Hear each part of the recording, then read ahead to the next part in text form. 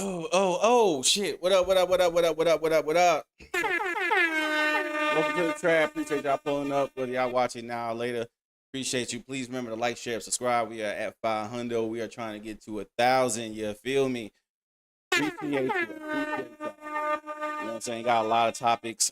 Sorry for I was in the homies Discord watching a match, and I can't wait until he posts this shit. Shit was too funny. But yo, we got a lot of topics. We go burn through these, yo. And we gonna start off with something light real quick. You know what I'm saying? Let me switch the scenes up. Bam. All right. So let me just start off by saying this. All y'all motherfuckers was liars last week. So Nintendo, no matter where you go, the Switch 2 has officially sold out, right? And I knew this shit was gonna happen. I called it in another homie's Discord. It's like everybody really just likes to rage about BS on social media for no apparent reason. But I knew it was going to happen because the customer dictates value, all right? That it is what it is. The customer dictates value. So guess what's going to happen? The first Switch sold like gangbusters. So what you think the new Switch going to do? If it could get you somewhere close to 4K graphics and 60 FPS, especially if you want to play first party Nintendo titles without like frame droppage and whatnot, right? Sold out everywhere. Everywhere sold out. And and the scalp, even though Nintendo tried their hardest to not let scalpers get their hands on this new console, that was not going to happen, bruh. I've seen Switch 2s on eBay selling for like $800-900. So they is out here. All right. They out in the wild. People is buying these joints. It is what it is. Bump it, right? Bump it, right? So yeah, that's the first bit of news for the day, man. Like, I'm gonna ask y'all too, like, whether in the comments section or if y'all watching it now, you know what I'm saying? Was y'all one of the people that bought a Switch 2? Like, honestly, my Switch right here is collecting dust. I'm probably not gonna buy a Switch 2 no time soon. Do I want one? Kind of, honestly. Uh, Metro Prime looks fantastic. I'm not really into Mario Kart games. Not knocking the people who are. You know what I'm saying? If that's your bag, cool. I never played a Mario Kart game ever. Like, I think the only time I played one was Mario Kart 8, and that's because my niece my nieces had a Switch, and we ended up playing at their house, and it was low key fun, but it's not like I'm going to buy the shit. You know what I'm saying? That's not my bag. That's not for me. No comment till my lawyer comes in. Yeah. What up, Ghost? Hey, Natty. What up, what up, what up, what up, what up? Appreciate y'all pulling up, man. Uh, Greetings and salutations. Hope all is well with y'all, man. For real, for real. Um, if y'all get a Switch, it's all gravy, man. Like, I don't like people that tell what other people to do with their money. That's like a pet peeve of mine. You know what I'm saying? Um, because people should do what they want. Like, you work hard, like you accumulated, you know what I'm saying, excess of extra funds, and you want to spend it accordingly. And if this brings you joy outside of the 12, 16 hour, I don't know how many days, hours a day y'all work, but if this brings you some semblance of joy, by all means, buy the shit that make you happy. You feel me? I gotta play Mario Kart. It's one of the best racing games. I'm gonna get one for my kid. Hey, bro, get that shit, bro. Like, for real, for real. Like I said, I did play it, but I was like, I played with my nieces. They was some hating ass people, bro. I'm in third place, right? This is like we played a bunch of games, but this is like the only game. Like I'm finally like I'm getting used to the game. I'm whipping. You know what I'm saying? I'm like collecting coins. I'm I'm dodging projectiles and shit. Next thing I know, I get close to the finish line. I surpass them. Right? They nowhere near me in the rear view. I get 10 feet from the finish line to finish before them, and I get hit with a blue shell. I didn't speak to them for weeks. Mm-mm. That shit pissed me off.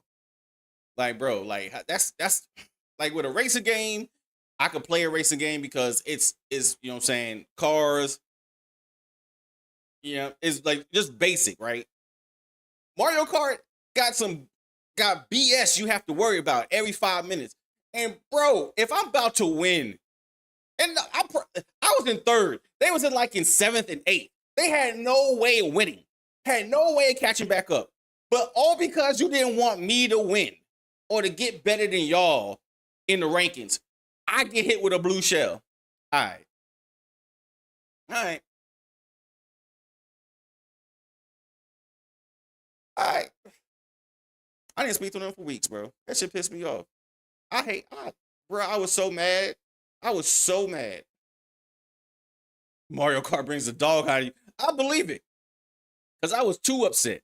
For real, for real. Once you see that blue shell icon, you should slow down, drop to second, then wait till the blue shell hits the first place racer. Bruh, I don't know these. Look, like I said, it's my first time playing this joint, right? I don't play Mario Kart, bruh. I don't know the tech behind Mario Kart. Matter of fact, I didn't know Mario Kart had tech. I thought you just race and la la la la la la la la, have fun and just be Mosley along and shit and just chilling. But nah, like it's like you explain this tech behind this shit. Like, okay, whatever, bro.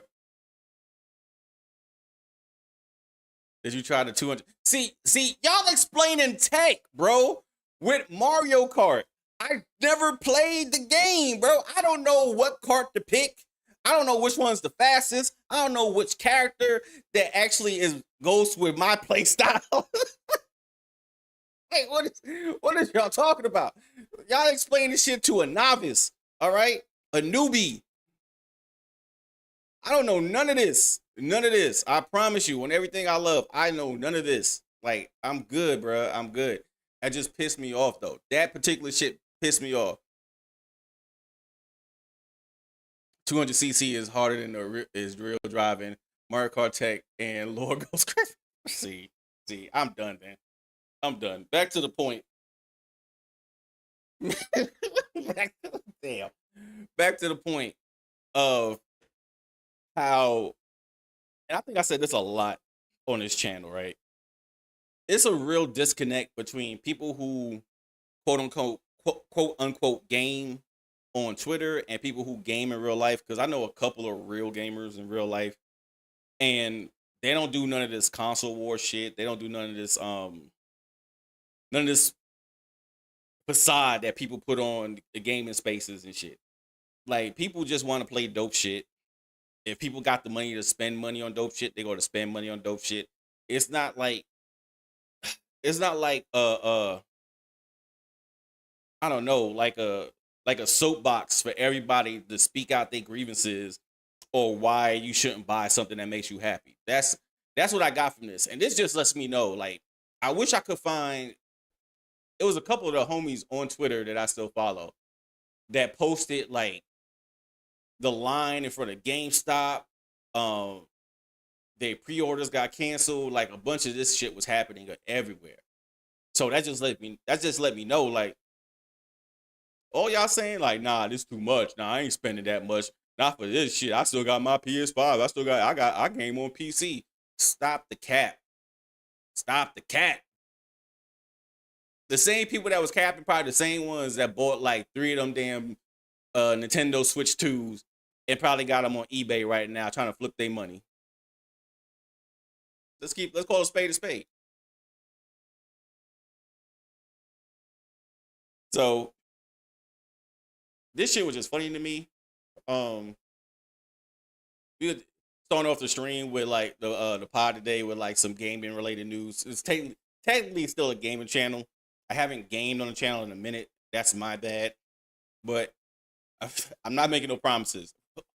Mondays and Wednesdays are our days, right? I'm going to try to stream on Wednesday. I promise y'all. But when I get off of work, that's a different story. I'll be so tired.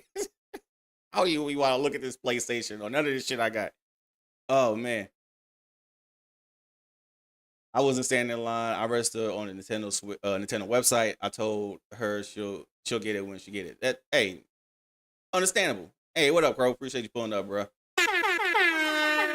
I did get a Switch 2 pre-order, but the price still does suck. Yeah, but like that's why I'm saying value is subjective. Like people go to pay money what they deem is valuable. Like, and you gotta think about it. We live in a time of inflation. Shit does not cost the same that it did back in the '90s or the early 2000s. Like the price of shit goes up, and the value of your dollar goes down. So I'll be honest with you. Like, if y'all was in my Discord, we talk about uh stock trading and money management a lot. And the ways to combat this is to invest your money. Like people don't like to think. The crazy thing to me though, and I'm getting off at a tangent, but I'm gonna get back on topic real quick. The crazy thing to me though is that people think investing, say, is real estate or stocks, is a scam. But if somebody tell you a sob story about they pops dying for the fifth time, that seems legitimate. Let me give them some money. I am sowing a seed into this individual. That's y'all problem. Y'all have to stop looking at foundational money management tools and skills as scams and use them to basically pay for your habits and to have money in the future, essentially. All right. I'm not the richest person in the world. I don't have the most money in the world. I'm far from it. But between now and last year, I'm way better off now than I was last year, bro. Truth be told. So my only stresses in life now is, damn, how can I make more money so I could pay for my habits? Like real shit. So I don't fucking get mad about shit like this. Like this shit means nothing to me. If I wanted to get a Switch 2, technically I could have got 4 of them bitches. And not even to brag. Now I'm on braggadocious shit, like just real shit. But at the same time, I have priorities. And the same money that could have went to that Switch 2, I'd rather spend that same amount of money on like some Nvidia shares or fucking some IPOs or Google stock, like shit like that. Like shit that's gonna increase in value and probably combat the inflation. So where if my money from my job is losing value every time I go pay a bill, the not the interest, but uh the market price of the stock is going up. So I'm not really losing anything. I'm gaining over time, if that makes sense. All right. And hey, Primus, appreciate you pulling up, bro. Let's see. I'm catching up to the chat, so forgive me. Um, online is different than real. I know what you mean by that, bro. My bad. I don't care about the Switch 2. They lost me as a customer. Hey, if they lost you, they lost you, bro. I think the handheld game. I think handheld gaming is a luxury. I fell off of handheld gaming.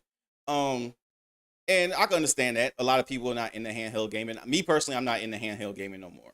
You know what I'm saying? When I was a kid, I didn't have to drive. I didn't have responsibilities. I would fucking take my Game Boy. That's how old I am. I'll take my Game Boy on car trips and shit and play some video games and shit. When I leave the house, I am not thinking about a video game. I'll be honest with you. That is the last thing on my mind. Um, I invested in Nvidia, Capcom, Nintendo back in '08, and wages don't really get touched. Not gonna lie. The 9 to 5 job will get even harder to find in the next few years. Yeah, it will. It will. But at the same time, that's when I think we're in the age where more people now more than ever are more knowledgeable. But you have to use that knowledge to your benefit and not for like dumb shit the you know what I'm saying like this. Not saying this is dumb shit, but like crying on Twitter, crying that the rich keep getting rich. There are tools and ways to actually combat you from being poor. You know what I'm saying? You just have to do. It's all about self-preservation. You got to do anything you can for yourself and your family to preserve your finances and make sure you don't get left behind. All right. So this is like my little tangent about like the Nintendo Switch 2. I just thought it was mad funny. People crying about the price and shit, and then everybody was basically like, "Nah, vote with your wallets. We're not going to buy this shit. This is outlandish." And the shit ended up being sold out. Handheld game is cool as a kid, but I don't buy giant ass TVs for Netflix. Hey, yo, bruh, bruh, Oh, you motherfuckers. bruh. Oh shit, bruh. Facts. Buy and diversify, bruh. Always buy and diversify. You know what I'm saying? Don't put all your eggs in one basket. Far as investing, dollar cost average. That is the motto. Um, Essentially, let's say you make $1,000 a week, right? All right, you got $800 in well, fuck it, $800 in bills. You got $200 for yourself. That's your F off money until the last you till your next paycheck. Whatever you was using, go to use that money to F off with. How about you take at least half of that and buy portions or shares of affordable stocks with high volume that's not bearish, that trade successfully, and put money towards that. Especially put money towards like shit that you use every day. Like if you use Amazon every day, buy some Amazon stock. If you buy Nikes every fucking month, buy some Nike shares. You know what I'm saying? Like Ghost made very good. Like they invested in Nvidia, Capcom, and Nintendo. They are gamers, so of course they believe in them companies. So of course they're going to invest in them companies. That's all I'm saying. You got to do shit like that all the time. Don't fucking cry about, oh, times is getting hard and you spending money with companies, but you don't want to own pieces of the company that you're spending money on. You see what I'm saying? Facts, bro. Just as little as $20 a week, bro. You could like either that or crypto. Like stocks, you could do that too, but crypto, that's even though it's a lot more risk, and I don't talk about crypto as much like other people do. Um, People said that Bitcoin was never going to get to 100,000. Look at it. The all time high was 110. It's back at 90 right now. So, and you could buy little portions of crypto. So if that shit ever goes up, they go to keep going up with it. Just got to be smarter, bro. Especially if you got an expensive ass hobby like gaming. Shit, better find a way to make that shit pay for itself. All right. Every year I put more into Nvidia and in Capcom. And also on another random tangent, um, don't be like me. Be like when I say that, like I've been working my job 10 years, over 10 years, and never thought about 401k. If you've been at a job longer than 2 years, most likely you are what they call a lifer. You are going to be there until you retire or die. So please look into the 401k, look into the company stock options. Like you're doing yourself a disservice if you don't do that. All right. Even though you may hate your company, still get money from the motherfuckers. Yeah, bro. Like, damn. Like, wasted 10 years of my life. Never thought about 401k. Dumbass. Because I never had a job before I had this job that lasted longer than 3 months. So I was already waiting in my mind that I was going to get fired or quit. And then 10 years later, I wake up like, damn, my dumb ass is still here. And I ain't invest in this bitch yet. But, hey, Josh, what's up, bro?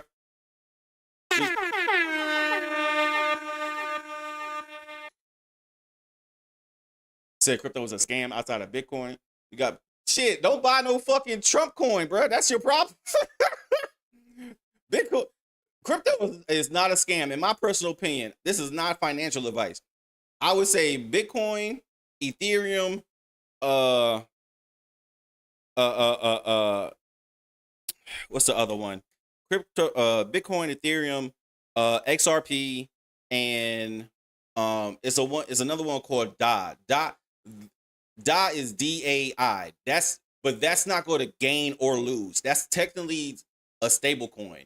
So what you do with that particular coin, let's say, I don't know if I should be telling y'all this, but I think I can because it's not technically illegal. So let's say you're moving out the country, like you're just done with America, you're moving. Of course, you can't really transfer your funds to a bank overseas. So what you do is you would take all your finances, invest into DAI, and since it's never going to gain or lose money, then once you get to whatever location you move to overseas, then you could transfer that to a different stable coin, let's say XRP or Ethereum, and then you could cash out using that local country's currency. You know what I'm saying? That's how that type of coin works. But like in totality, crypto is not a scam, bro. Like people, it's scam coins every day though. I'm not gonna hold you. Like I could start a coin if I wanted to. I would never do that. But yeah, like just you got plus just like anything else, especially with like dealing with that type of shit, you have to do your due diligence. You can't just invest in a coin, especially these dudes investing in meme coins. Like, bro, unless you there when it was like 0.000000000, another 10 zeros, 268 pennies worth, like you're not gonna make no money. You're gonna lose money, and then you're gonna be left holding the bag, praying for dear life that the shit goes up eventually so I can at least get a return on your investment. Don't do that shit. Coronado is a good coin, and XRP is a good coin. XRP actually went up to like $3 to the all-time high. They went back down, so now you could buy at the discount. I'm I'm thinking like the shit go eventually go to like $5. If it goes to $5, shit, I'm cashing out. That's all I need. I don't have to wait for that shit to go to like 100. If it goes to 100, shit, I will never stream again. I will never stream again, bro. I'll be good. Y'all be like, damn, it's Monday. Where Ant at? Ant is somewhere in a non-extradition country, chilling, sipping a mojito, smoking a cigar, bitch. I promise you.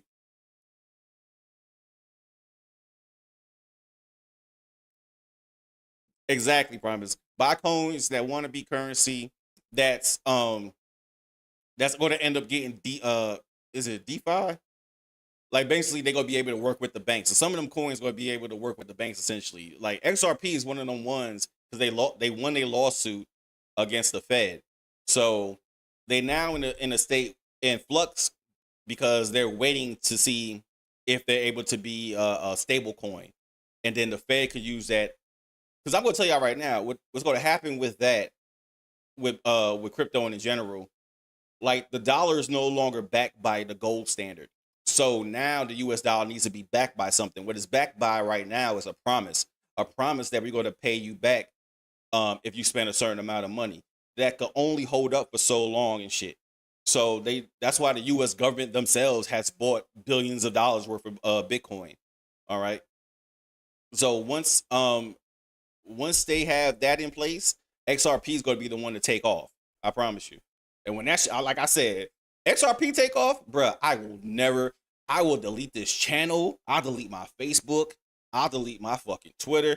My Discord and my phone number is the only way you're going to be able to reach me. I promise you. I promise you. I am gone. I am off grid. Hey, what up, agent?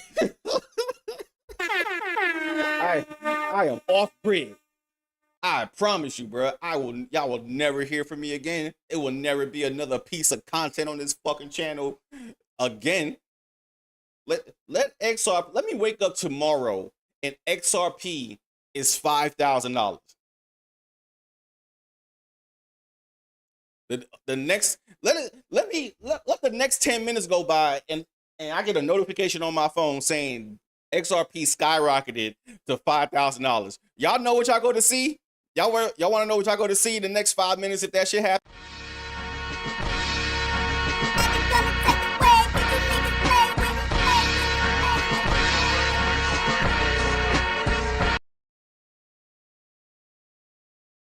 Deuces, bruh. Promise you.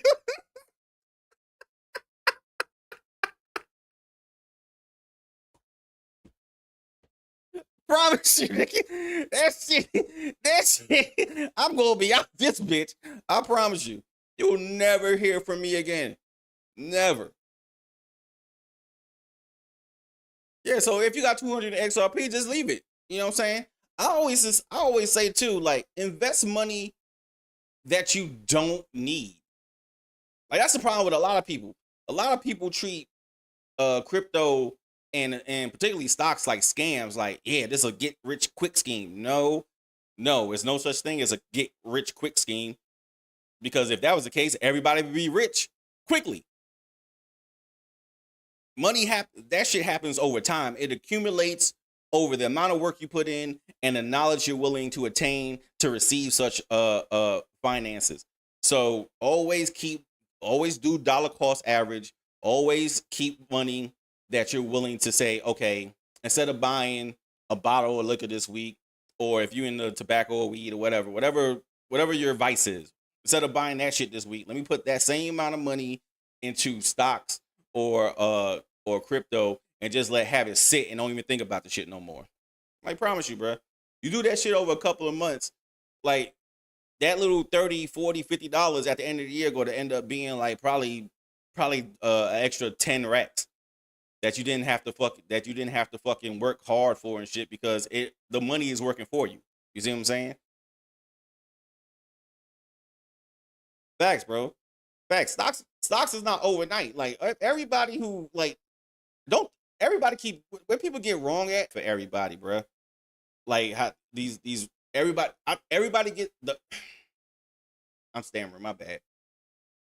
What's happening is I blame social media for shit like this, because people get on IG, see these people who technically are fucking scammers. Majority of them are fucking scammers. They show you this is a lavish lifestyle. They probably got an old nigga in the background paying for and shit. Or they probably done scammed out an old lady out her retirement check. That shit is not real. That shit is fabricated. You know what I'm saying?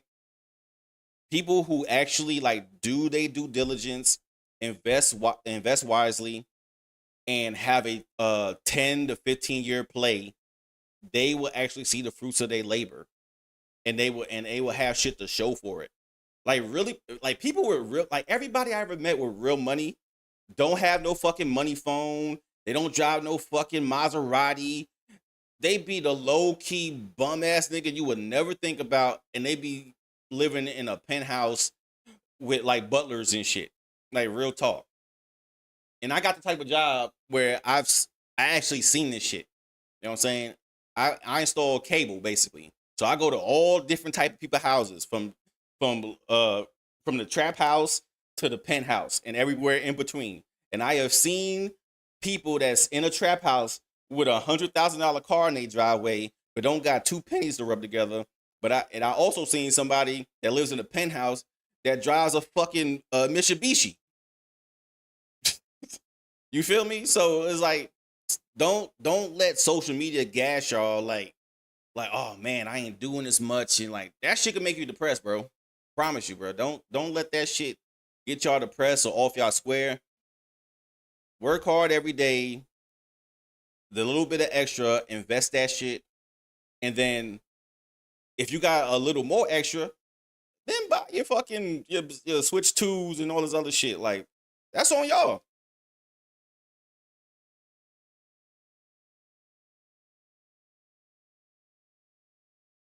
You should have an account advisory as well. I'm a banker, so now I understand this stuff. Yes, bro. Always have a. It's best to have a CPA. Those are people that actually know how to help you diversify your portfolio. And like I said in Discord, we always talk about this shit. We always talking about like plays, like what stocks are looking good. Me personally, I'm trying to get into options. So I did my first option today. It's a 5-day option call. I'm gonna let the shit run. Because sometimes, I'll be honest with you, on the Mondays, the market has a downturn. Tuesday, Wednesdays, and Thursdays, for some reason, that's when the shit starts kicking up. And then on Fridays, and Fridays consistently for the past 3 months, that's when I think it happened even before Trump got in office. Like the market just nosedive for some reason. I guess it's correcting itself. You know what I'm saying? So always look at, if you're in the charts, look in the charts, look at social media far as, all right, I can't emphasize this enough. Look at social media as far as the trends that are happening in tech, in media, in pharmaceuticals, and look at those companies that's on the forefront of those three industries and invest in that. You see what I'm saying? Option traders is work, bro. But I like the work though, and I'm type of nigga that I like to learn new stuff. So if I can make 305 minutes, I'm good for the day. That's more than what I make in a day. It's been plays, and I talk to people that tell a quick story before I even change the topic real quick. So I was at a job, and it was some old dude living in Alpharetta, 3-story mansion. I went to his office area because he said his TV was messed up. He had a computer with like 6 screens. Each one had a chart on it. I was like, "What the hell you into?" Yeah, I'm in the options trading. That's what he told me. He got to talking about, yeah, man, it ain't for everybody, but bro, it's some real decent money in it, man. I can't tell you how much I made in one day, but man, and I made it by accident. He was trading beans options for some reason, like coffee beans. He said he went to go check on his pot real quick, came back, and he was up, like he was up. And he didn't tell me the amount, but if anybody knows anything about Atlanta, Alpharetta is one of the most alpha communities in this area. So you got to have some money to say in Alpharetta. And trust me when I say this, he has some money. All right. To look at his setup, and that was just on one desk. He had another desk with another computer with like 3 more charts. I was like, yeah, this dude is a mad scientist. All he did was trade all day, all day. But moving on. Ah, why is the NFL hating on Shedeur Sanders, bruh? Oh, you motherfuckers. What up? What up? What up, Bats? Appreciate you pulling up, bruh. NFL is hating on Shedeur, bruh, for no reason. And matter of fact, hold on, let me pull this up. That's what I meant to pull up.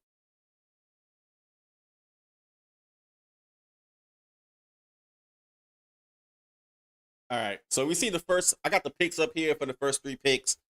Now I'm not going to argue with the first 3 picks, right? The first 3 picks are legitimate. All right, Cam Ward, decent type quarterback. Not gonna hold you. Travis Hunter is a game changer. Plays both sides of the ball, offense and defense. And Abdul Carter, you know what I'm saying, generational talent. What they telling me, you know what I'm saying. I've seen highlights. I never seen him actually play in the game, but going by the highlights, dude is a monster. He's really going to uplift that New York Giants defense, and they needed it. After the 3 picks, though, that's when shit start getting shaky for me, bruh. All right.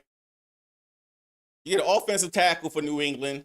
I'm like, who? I can't even think of their quarterback. Who? If anybody knows whose New England quarterback is in the chat, please let me know. Mason Graham. I can't argue with defensive players going first round. I can't, especially if you had a scummy defense to begin with. They re-signed what's my man's from Cleveland, because he wanted out of Cleveland initially, but he re-signed with Cleveland. Can't think of his name right now. Having a brain fart. But they shoring up they defensive positions in Cleveland, so I can't get mad at that. Raiders get a running back.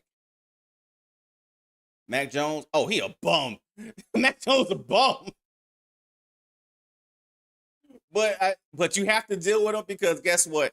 You don't want you want your quarterback to develop. It usually takes like 2 to 3 years for a quarterback to understand the NFL system. So I understand.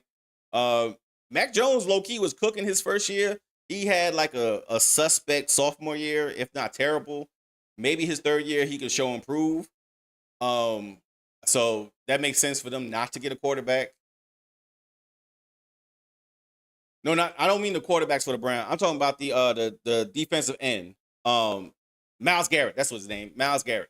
So they got Mason Graham now and they got Miles Garrett. That's going to be crazy. Oh, you good, Josh? I appreciate you pulling up, bro. Shout out to Josh. He's streaming right now. He's streaming Marvel Rivals.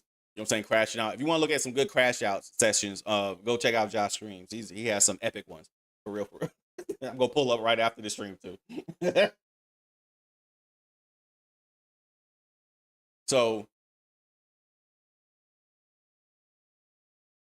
where was I? Oh, okay. So what's the one that stood out for me?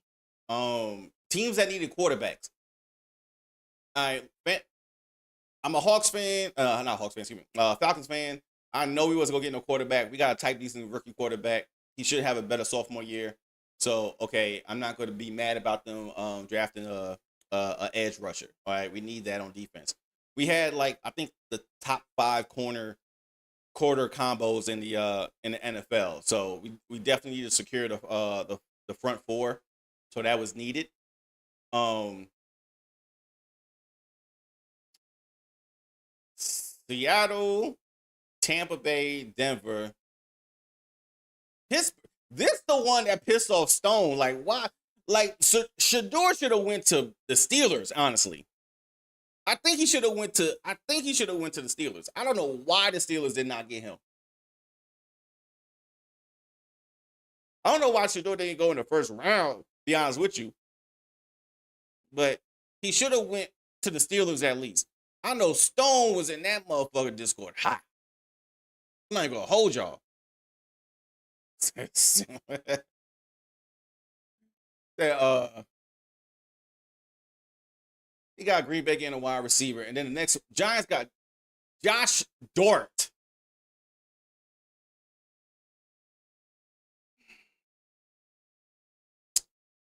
Bruh, man. Let's let's let's let's pull up some game tape, bro. Let's pull up some game tape.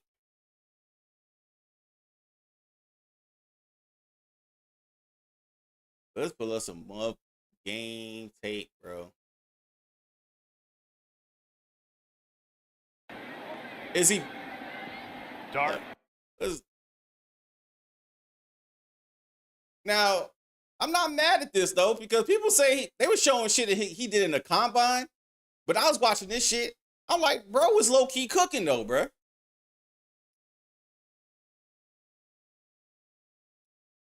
He was low key cooking, but he cooking against like Wake Forest, Furman. Be honest with you, Furman's trash. Furman's in Greenville. Furman's down the street from Bob Jones University. I know they trash. And Wake Forest don't even got a team. So who? Like I need to see. Like show me. Hold up. Show me get some ranked opponents, bro. Like while I'm seeing like Georgia Southern and shit. Who they play?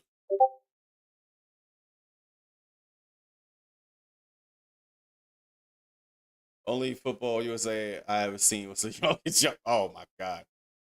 Hold on, where you from anyway? You from UK? So you watch real football. You watch soccer. What Americans call soccer. Hold up, bro.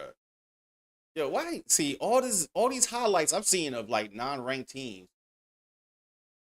They over 500 though, but Canada, Bermuda, okay.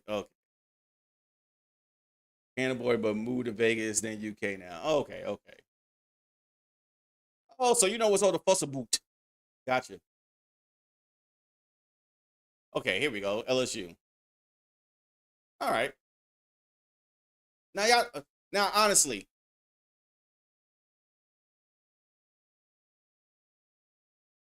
all right, let me cut that. So honestly, y'all think Dart should not have been drafted over Shedeur? Because just going by the tape that I just seen, he looked cold, bro. Like, I'm not gonna hold you. And but at the same time,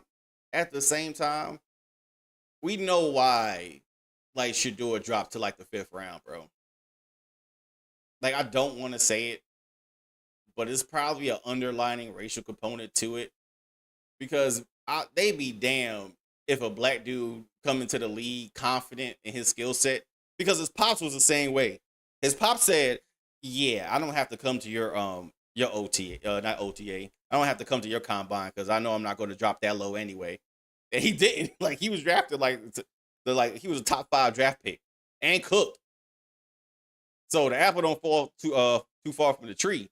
So I'm not. But they was like, come on, bro, Dart,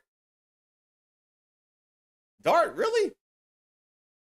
And then who else? Who else had a chance at them? All right, none of these teams. And then if we go to the 2nd round, I'm not gonna go through all like 5 rounds. I'm just looking at teams that could have used the quarterback super early and still refused. All right, so they got a running back. I guess they drafted mad weapons before they drafted him. This don't make no sense though, bro. Like, Panthers should have got him. Because that dude they got now, he is not doing nothing. Caleb Williams, he ain't doing shit. He is fugazi. All right. So he falls to the 2nd round, and then he falls to the 3rd. And this what his pops said to him. Think about it. Me? I already said that yesterday, bro. No, but today is like today, confirmed. Dad, we're gonna have to call 50 Cent now. Hey, my boy. Hey, Uncle 50, I'm gonna need a part. How's it looking right now? It happens how it's supposed to happen. Let me play Coach Prime and just make a show. Let's get some money. Yeah, this is So funny. It's funny when he's lost for words because I know what's going on. but it's funny because he never comes to the conclusion. No, he never does. No, He gonna be the last one to ever say I that. like to have hope, and I like to trust God. Dang, God ain't got this. This ain't God. This the devil. This devil. Charlotte.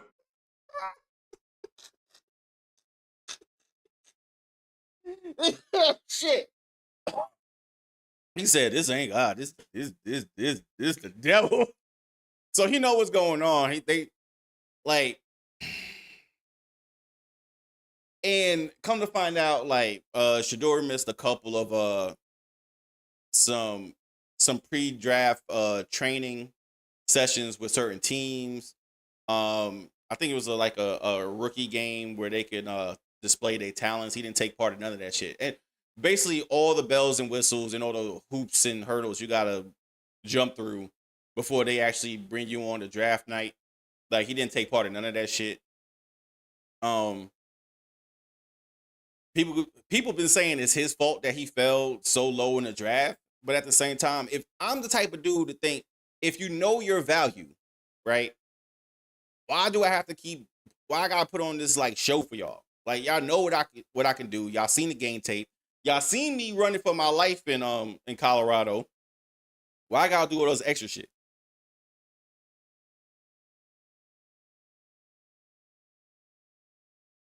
Oh, don't worry, Natty. We get into that. Bro. I got that pulled up on the tab too, bro. We get into that. It's you know what I'm saying? If you home, bro, you can pull it because I'm in the Discord, bro. So you can pull up if you want to chat about it too, bro.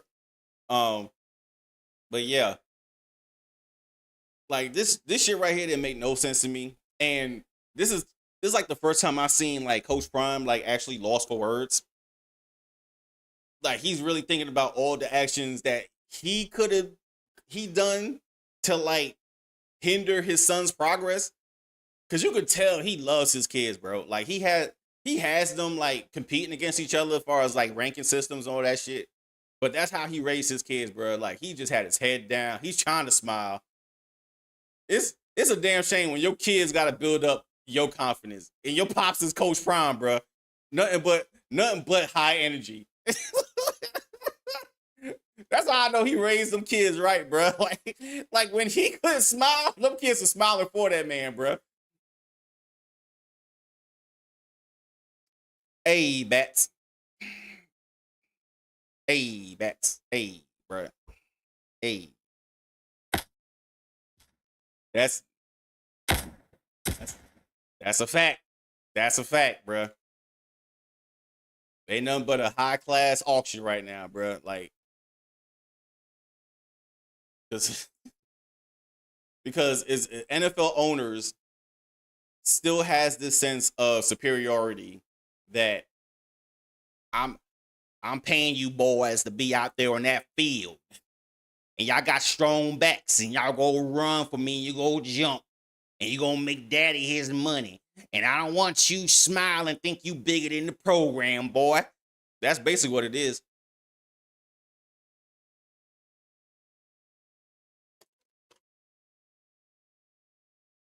The league probably hate Sanders so much that they gotta hit his son with it.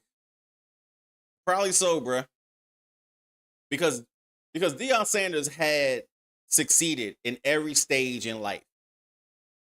You know what I'm saying? He was successful in high school, successful in college, successful in the NFL, successful at running the HBCU college football program. He was successful in Colorado. You know what I'm saying? First year was tumultuous. Second year, you know what I'm saying, got him I think he got him a 10-win season.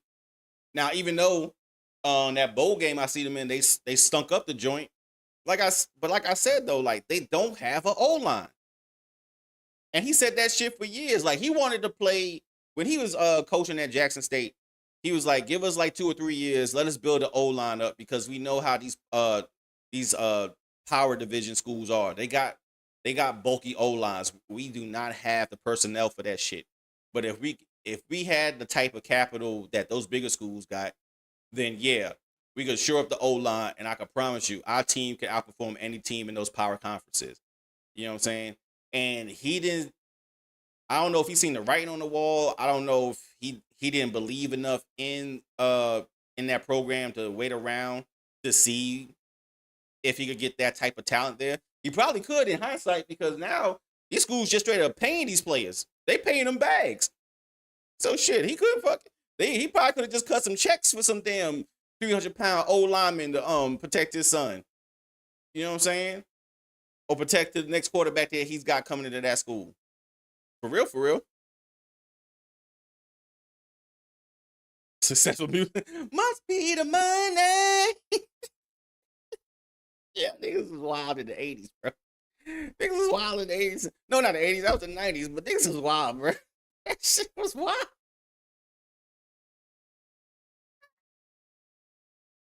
Oh, that shit was wild. That was a funny ass video. But damn, it made me laugh. I forgot what I was saying. Like he didn't want to wait around. So he went to Colorado, and then he succeeded there essentially by succeeding the expectation by the prognosticators that stated that he was still going to win like probably 4 or 5 games that season, and he actually doubled that amount. So the fact that he did what he did with an insufficient O-line is a blessing that he's able to walk upright, because they was sacking this dude. He was running for his life every game, essentially. All right. Composed in the pocket, able to throw the ball down range, made all the reads, and he had a generational talent in Travis Hunter who could play both sides of the ball. All right. And then this is him watching the 3rd round pick, which is crazy because I didn't know Tom Brady was like part of the owner group of the Raiders. So Brady just said, "Hey, I got drafted in the 6th round. Guess what's gonna happen? You gonna get drafted in the 6th round too, bro. I don't give a shit." Fuck it. And then Shedeur, when he finally spoke out, this is what he had to say.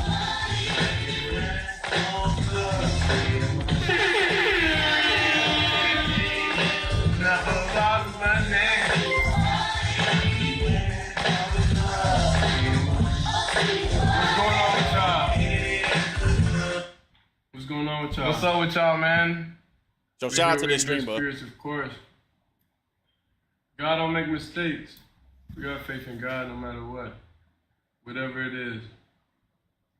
Whatever it is, bro. We're not worried about nothing. We not worried about nothing. You understand? The God got a different plan for us. W in the chat. W God. W God in the chat. You know what I'm saying? Still high hopes, still smiling. They try to break them. They didn't break them. You know what I'm saying?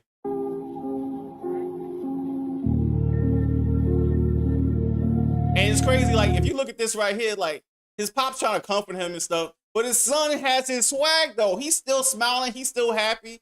You can see he forcing a smile, bro. He forcing a smile.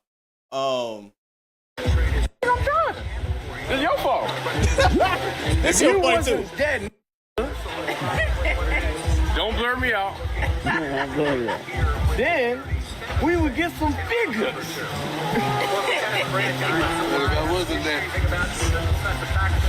If you wasn't that dude, Shedeur wouldn't get drafted in round number 2. Do that. Let's go pro.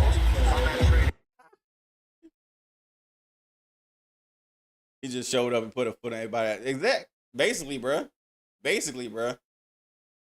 And takes people with red flags like it's an amusement park about things that you wouldn't want to touch somebody with a 10-foot pole, but we'll take that person because they're really talented. Well, and in this case, what? Let me because push back he on interviewed that. badly because Well, let me push back he on didn't. Okay, go for it. I would just say quarterback is different. Once you get past the point where you're drafting for a starter and you're drafting for a backup, now that red flag or issue becomes a story and a narrative, and now the camera and the microphone is in the backup. I have to disagree because now he's going to Cleveland, right? All right, Deshaun Watson is not going to be the starter. Let's put that out there. Flacco, he's way past his prime. It was another quarterback they actually drafted right before Shedeur, and Shedeur was the best option left in the 5th round. So he has an actual chance to be a starter for the Cleveland Browns next season. Now, it's going to be an open, like, everybody gets to try out to be the starter quarterback. Whoever's the best talent, we're going to start you. And with his skill set, he possibly could be the starter next season. I don't think that this young man needs to be deterred by being drafted so low. If anything, this is more motivation for him to go out there and kill. And I haven't rooted for somebody this hard and so long. Like, no Diddy stuff, right? Like, I really want him to go to the NFL. I really want him to kill, bro, because I don't like when people just automatically make you the villain for no reason. Like, look at this. Running away, running for his life. Look at the throw. Come on, bruh. What you mean y'all need to see more tape, bro?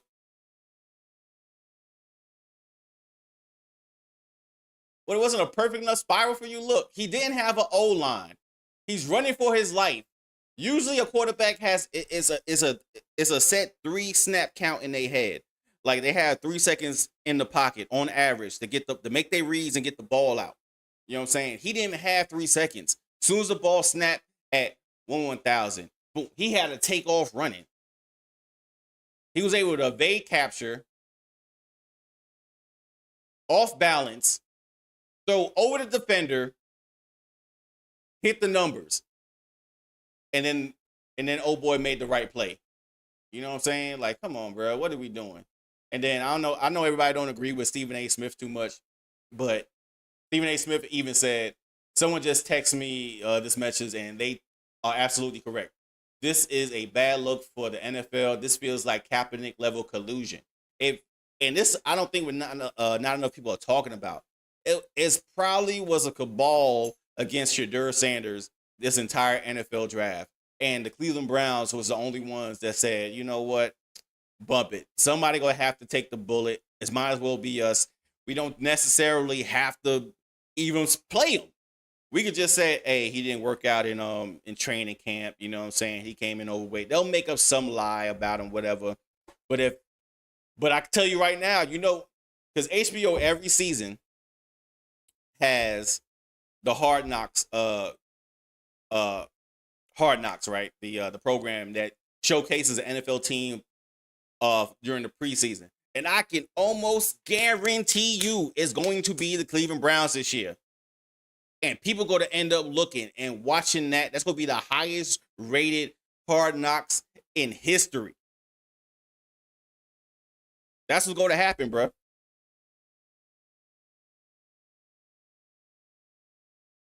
And that's right. You're right, Bets. They want their great white hope, bro. I could be speaking of a place of salt. Now, historically, bro, like, and I can't speak for all NFL teams, but in particular, I can speak about the New York Giants.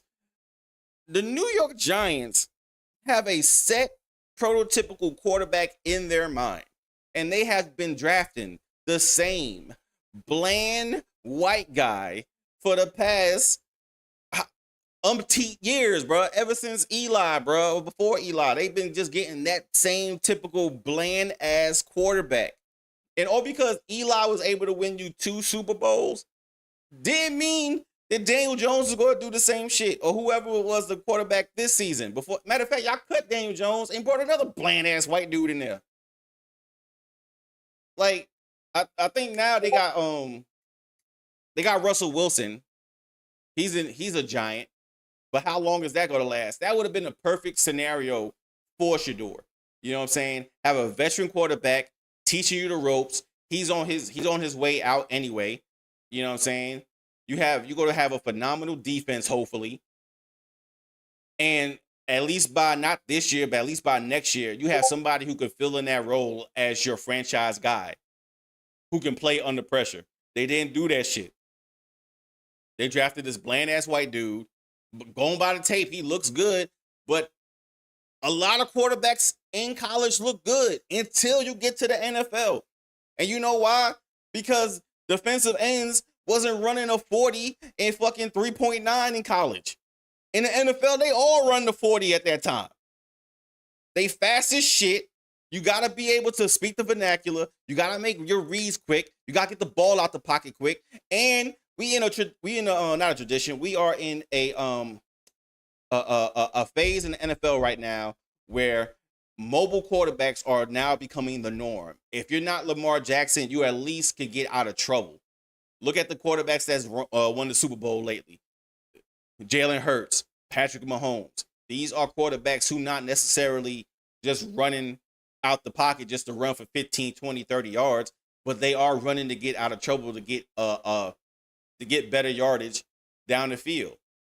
You know what I'm saying? These stand in the pocket quarterbacks, that era's going away, bro. If you want to win the Super Bowl, you got to get an offensive threat at the QB position. You have to get a dual threat, bro. I think who was the last quarterback who was just the standard typical quarterback that just stood in the pocket? What? Tom Brady? Peyton Manning? And how long ago was that shit? Now it's like everybody needs that dual threat quarterback, and they could have been the next ones to get that shit. And this shit that Stephen A said is looking like collusion.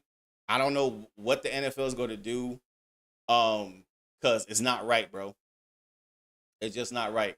And shout out to Shiloh, man. He went undrafted, but he got a job. He has got signed to the Buccaneers as a undrafted free agent. Excuse me.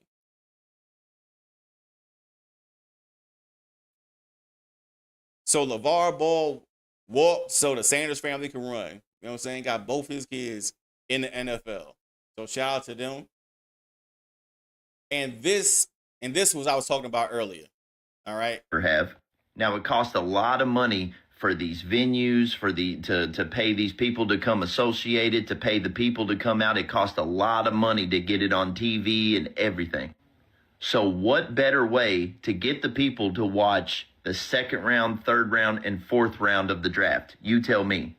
By them blackballing Shedeur Sanders, they literally got all of us to tune in for the second and third round, making it the most viewed second day of the draft of all time. Ad dollars.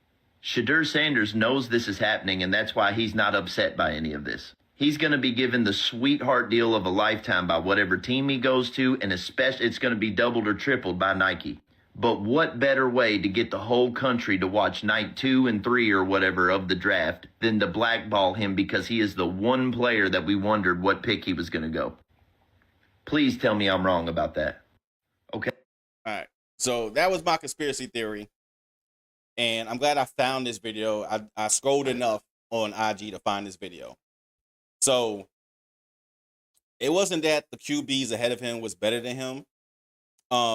It's because as soon as we seen Shedeur got drafted, then the ratings would plummet. Nobody would care no more unless you're just a diehard fan of a team and you waiting to see like who your team is picking up in the draft. I really think that was the main issue why Shedeur didn't get drafted in round 1 or 2. Because you need to sell ad dollars, you need the drama, you need the NFL script so you can finesse the bag more, essentially. You know what I'm saying? And that's what happened with Shedeur and Shiloh, is that I may be wrong. I probably am wrong, but this is my conspiracy theory brain. All the commissioner of the NFL told the league owners, look, I know some of y'all need a quarterback, but some of y'all are iffy on him anyway. I want y'all to feed into y'all ignorance and do not draft this kid as long as possible because we are getting ad revenue by people watching night 2 and 3 of the draft. And whoever drafts him first, then we give y'all a cut of the proceeds from the ad dollars.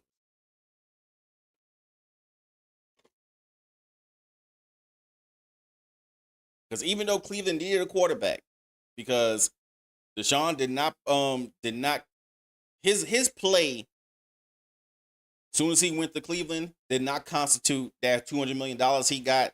I'd be surprised if he gets on the field next year. It made more sense for Shedeur to go in the first round to probably the Steelers or the Giants even. But since they did not want to be the team to essentially get the which is crazy because they can't be scared of the commissioner at all. Hey, Natick, what's up, bro? Appreciate you pulling up, bro.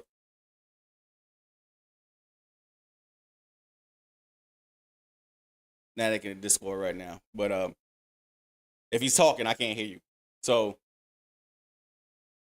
if they was they didn't want to be the team to draft Shedeur first, so they was like, we go wait and see. We need to fill up these other positions first, and we go to see what the league dictates. But the longer he went through the draft, the more and more like the rumblings on social media started to persist. And now people didn't want to draft him because of, not saying he wasn't talented, because he was scared. They were scared to draft him because now you got a media frenzy around him. When your fucking backup QB gets more airtime than your starting QB, then they don't care about the team essentially. They care about the circus, not the actual talent. And that's what's happening.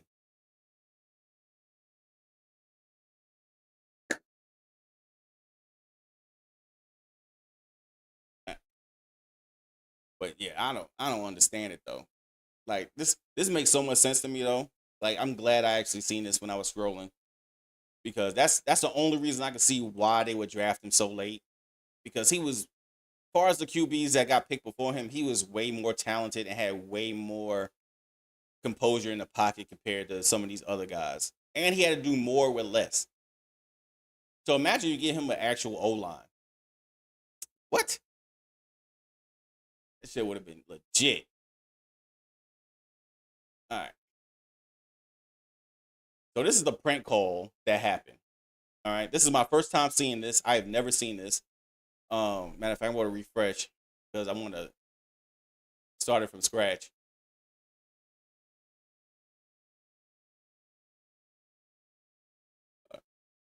Hey, Natick, you there?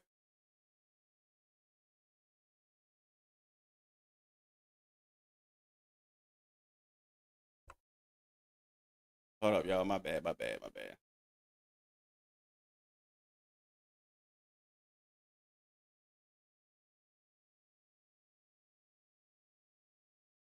Testing. Hey, how you doing? There you go. Now I can hear you. I was doing something. Sorry. Nah, you good. I just got to this prank call. And this is literally my first time seeing this shit. I've never seen this before. Like in its entirety. So, hold up. Let me run it back.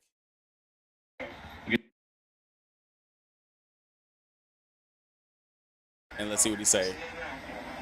This is Mickey Loomis here, the GM of the New Orleans Saints. How you doing? This is Mickey Loomis here, GM of the Saints. How you doing? Good, how are you, man? Good, been waiting on you. Yeah, we have. It's been a long wait, man. We're gonna take you with our next pick right here, man. This ain't gonna be legendary. Hey, but you're gonna have to wait a little bit longer, man. Sorry about that. Oh my God, he funny. Hey, is this Shedeur? All right. That was corny, bro. That's not funny. That was fucking corny. That this is, for one, this is Shedeur's like moment, right? It like this is a once in a lifetime moment. Most kids work hard all their life to get to the pinnacle of their profession. You see what I'm saying? Like, you only have one shot at this, and like you are because there's no guarantee. And this has been we seen it on draft night. It is not even proven you go as a first round. You know what I mean? So for this kid and his friend to do this to him, it just saddens me, bro. Because it's like shit is mad corny. The shit was not funny. I didn't find it amusing because now you're taking joy in somebody else's pain and shit. That's not a cool prank in my opinion. And all these people claiming in the chat that this shit was funny, like, y'all not getting to the draft. It's a bunch of corny ass motherfuckers that will never achieve anything in life that find people being fucked with hilarious. Like those pranksters that go to the mall and like fuck with people and stuff like that. Well, like one guy got shot. Exactly. I was about to say the same shit. Like that. Where's the what's the humor? What am I supposed to be laughing at? That's what I want to know. And come to find out, that wasn't his cell phone they gave him, right? That wasn't his personal cell phone number. On draft night, what the NFL do, all the people who are supposedly getting drafted in the first couple of rounds, the NFL will mail you out a secure phone with T-Mobile with a secure line, and the only people that know your number are the NFL teams do a private confidential email. So this kid that's the one that's making the call, that's the homie's friend or whatever. The dude that stood up and started laughing and shit. That kid is the son of the defensive coordinator for the Atlanta Falcons.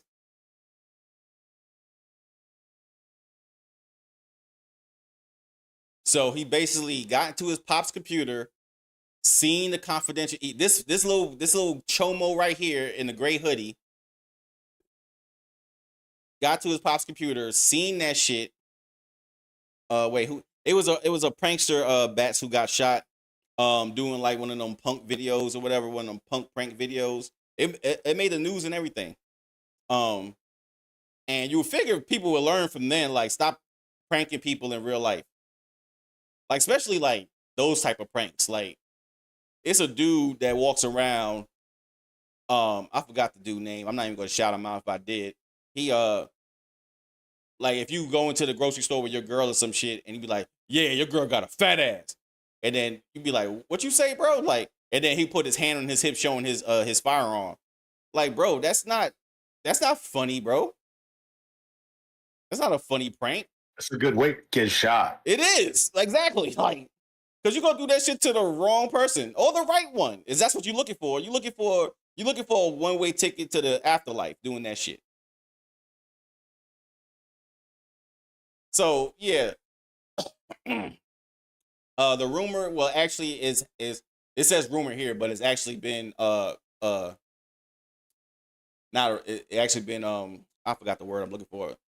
It's been proven. That's all right. That the Falcons defensive coordinator Jeff Ubrick's son, Jax, was allegedly behind Shedeur Sanders' prank call. He has since deleted his Instagram account.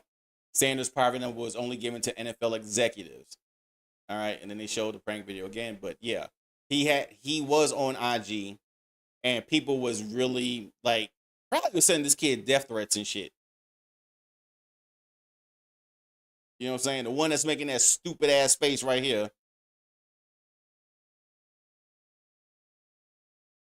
Like why? Like what is the point of that shit, bro?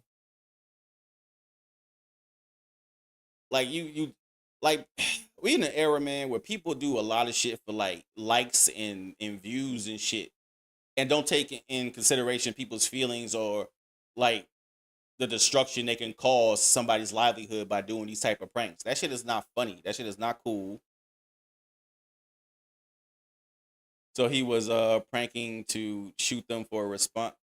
Not this dude, but it was another dude that we're talking about.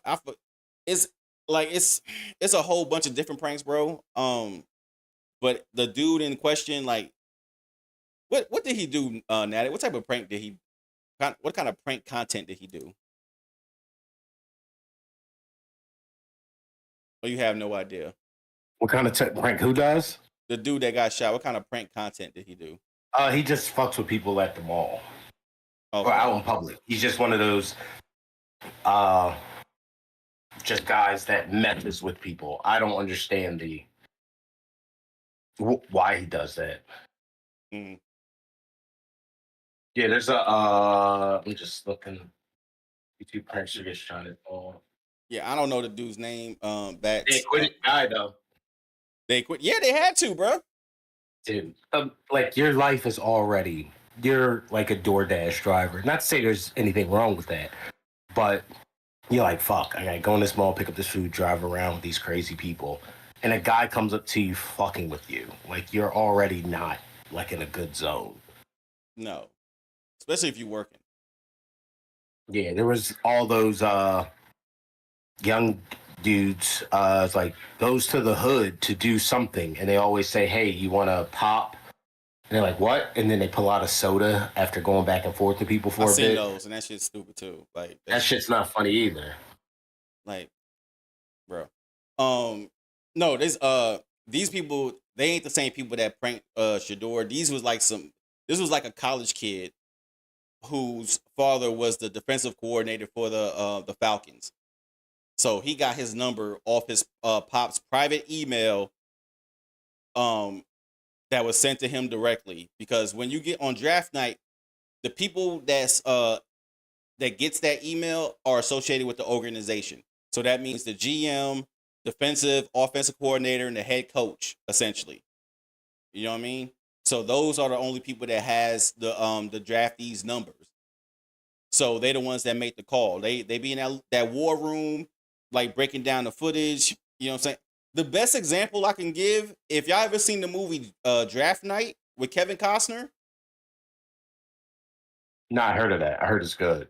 Oh my God. Like it's a slow burn, because Kevin Costner movies is like them long drag out type of movies and shit, right? Yeah. But if you just have a chance, go ahead and go to YouTube because this scene makes the movie. Like this scene alone makes the movie rewatchable. It's actually draft night, and they broke down their mentality, how they go about drafting a franchise player, and it was and how they shake and deal, like it's masterpiece. Like I loved every second of it. It's the best part of the movie. So you only have to watch the whole movie. The best part of it is the actual, probably the last 10 minutes of the movie anyway. It's called Draft Night with Kevin Costner, and type in that shit in YouTube and watch him finesse 4 first-round picks back from his rival and still get the 2 other picks that he want for his franchise. Shit was a masterclass in hustle. But I digress. But yeah, this shit alone, like, is corny, bro. Like these type of pranks, especially this in particular, because he's so high profile. I guess he wanted to get, like, I don't even know how many views he got off this shit, but he probably got the attention that he didn't want it, because if he did want the attention, he wouldn't have deleted his Instagram. So now all your friends and family and shit that you connected with through social media, you can't go back on that account because that shit burnt. Soon as you reactivate it, they gonna tell you to fucking die or some shit because you a hoe, because you just want to be noticed. That's corny as hell. And yeah, that's why this part right here, this has been proven. And this was the kid, the son. He said on Friday night, I made a tremendous mistake. No, you didn't. You knew what you was doing. That's not a mistake. He did it on purpose. Yeah, it's not a mistake. You knew what you was doing. But dialing somebody is a mistake. Go into your father's email looking for confidential information about a high-profile draft pick that has fallen out of the first or second round because you knew it would get you instant gratification through social media as far as views and likes. You knew what the fuck you was doing. All right, let's say that shit. So fucking mistake. You wanted to be noticed. You didn't get no attention in school. You probably didn't get no cheeks in school. Maybe this little prank would probably get you attention from some girl you was trying to fucking court or some shit. Who knows? Whatever the fuck your excuse is. Shedeur, what I did was completely inexcusable. Facts. Embarrassing facts. Shameful facts. I'm so sorry I took away from your moment. It was selfish and childish. No shit. I could never imagine getting ready to celebrate one of the greatest moments of your life, and I made a terrible mistake and messed with your moment. No shit. Thank you for accepting my call earlier today. I hope you can find in your heart to forgive me. And apparently, Shedeur Sanders received a phone call. He forgave him or whatever. He, like, you know what I'm saying? Black people always got to take the high road and shit. Like, you know, he really wanted to say, like, you a little bitch for that shit, bro. Exactly. He's still he has to take the high road. Because he's trying to get a all job. The owners are friends. Yeah, all the owners are friends. So he's gotta play the game. Like, but he needs the first thing, if they play Atlanta, he has to bust their ass and then taunt them mercilessly. He has to run for a 20-yard touchdown, spike the ball, and then put his hand to his ear like he making a call and shit, and then hang up like he prank calling somebody. If he do that shit, oh my God, I promise you, bruh. I promise you, I will be a Shedeur Sanders fan for the rest of my life. He do that shit. And yes, Bass, they go fuck that kid up, bruh. That kid got all the notoriety, like from small podcasts like this, from big podcasts. Like, he's going to get the attention that he finally wanted. Congratulations, you played yourself. All right. And then it was so bad. The moment was so bad, Natty. The Atlanta Falcons had to release a statement. This is an actual statement that was shared by Adam Schefter that the Atlanta Falcons released. All right. Early in the week, Jack Ubrick, 21-year-old son, defensive coordinator Jeff Ubrick, unintentionally came across the draft. How do you unintentionally come across a classified email that's sent to only the defensive coordinator, offensive coordinator, GM, and head coach? But I digress. unintentionally my ass. All right, he was looking for that shit. Stop trying to give him an out. Trying to shoot that little punk some bail and shit. But if that you know what? Fuck it, I'm gonna say it. If that defensive coordinator was black and his black son did that same bullshit, they would have released a statement saying the same shit that I'm not even going to read in totality, because fuck it. And they would say, we sorry for the misunderstanding. That coordinator does not represent this company or this franchise. He has been released. They would have fired him that day. I guarantee they would have fired him that day.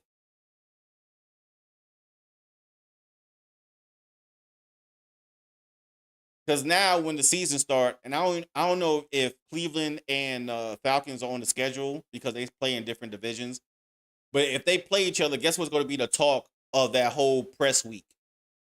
It's going to be this bullshit instead of focusing on the X's and O's of the game.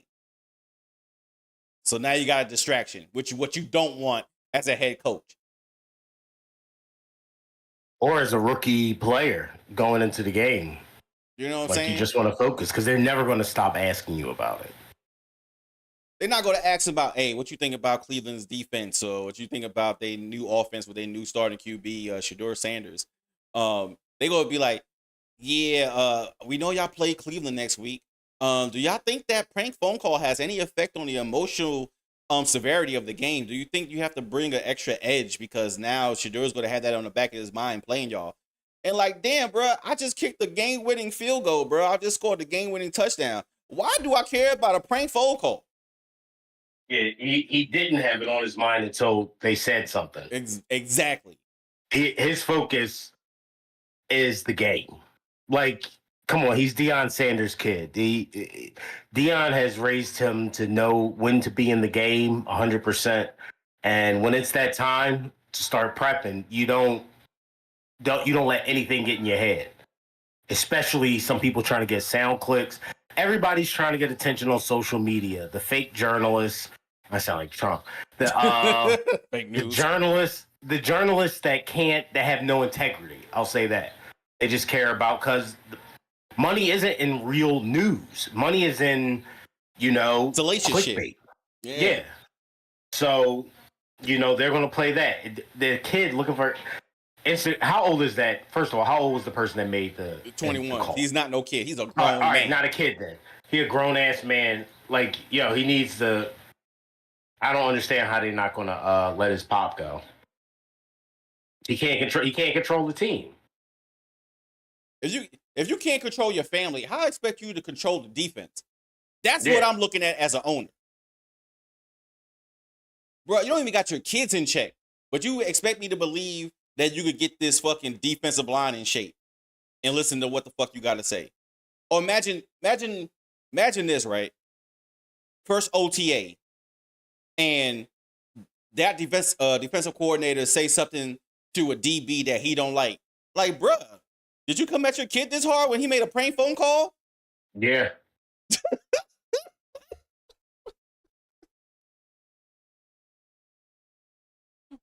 My bad, Jeff. You gonna give me a stern talking to like you gave your son Jax when he prank phone called your door? Like, and that he needs to be treated like the toxic locker room member, just like you would treat Antonio Brown, Ocho Cinco, Terrell Owens, like anybody who you assume was too arrogant or too big for the game. This guy is irresponsible. Like, this type of fuck up should be on his record forever.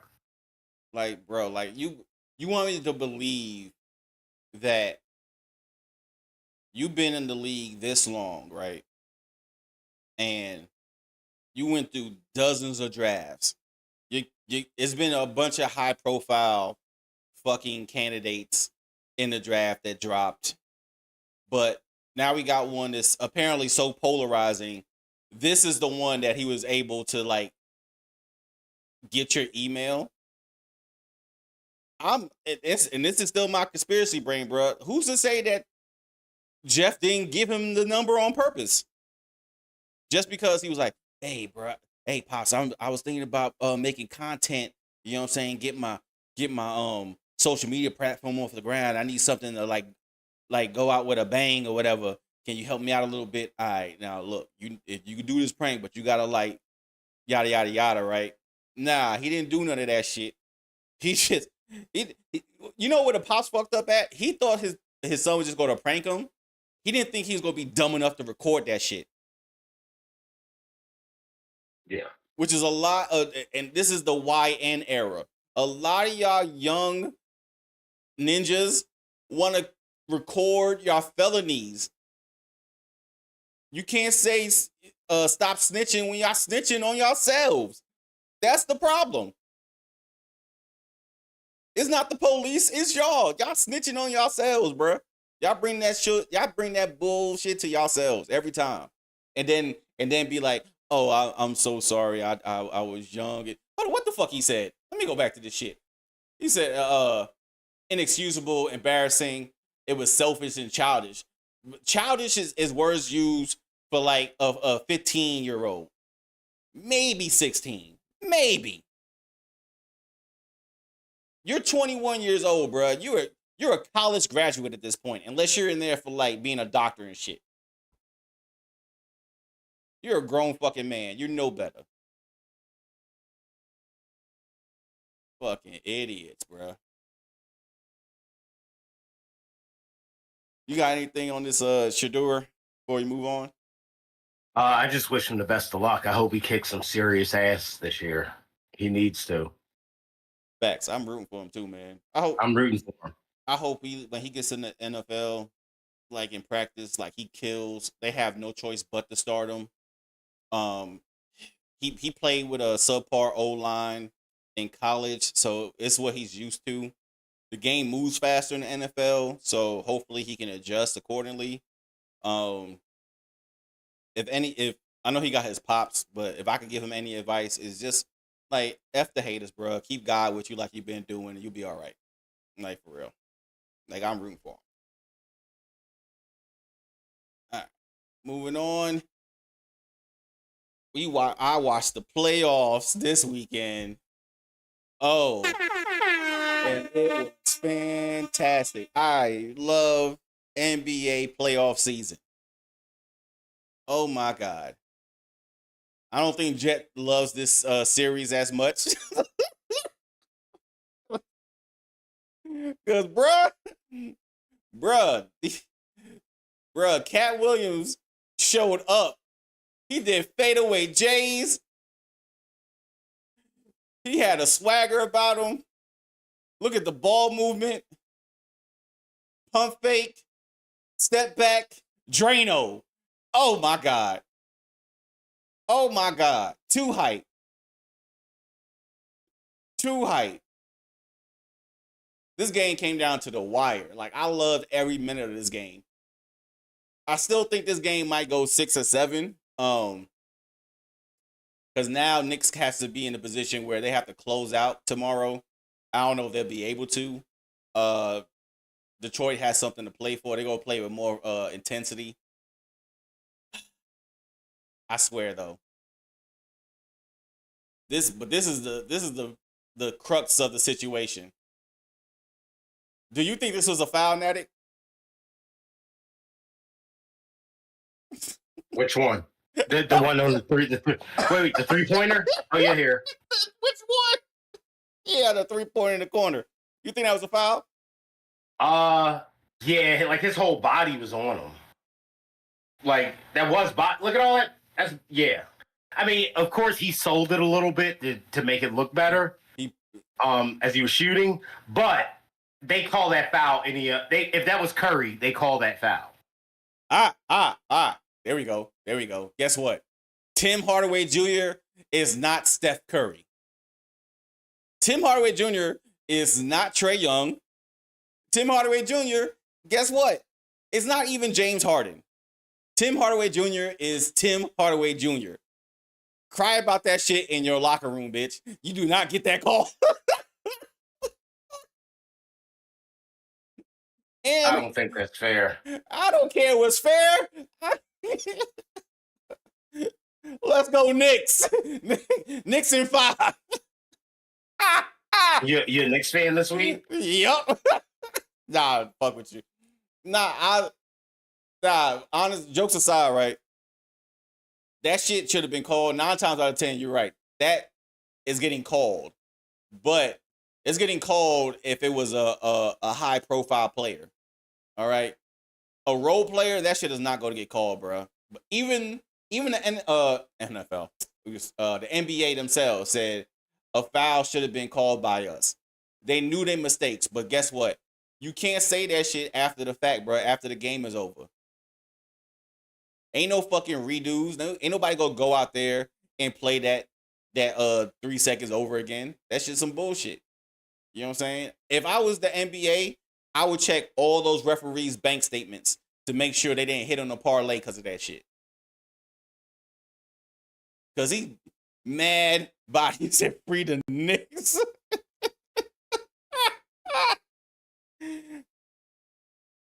That's crazy, bruh. Yeah, they call that gets called any other time.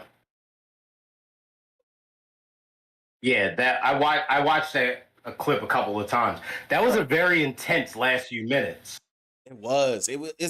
It was a good game all around. It reminded me of 90s basketball. Like, matter of fact, a couple of these games remind me of 90s basketball. You know why? Because now we're not in the era where these motherfuckers is friendly anymore.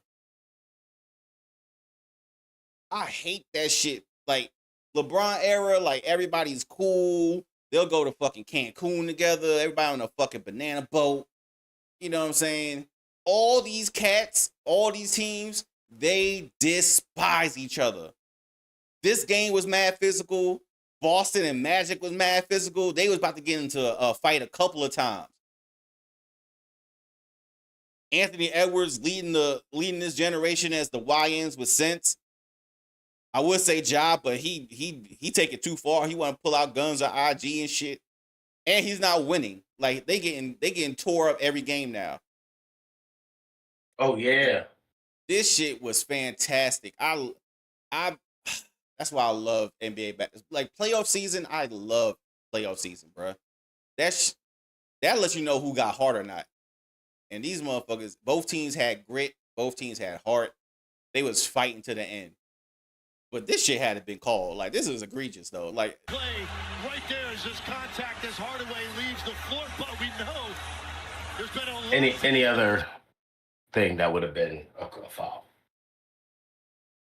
Any other player, any other high profile player, bro, that shit would have been called. Trae Young made his career doing shit like that.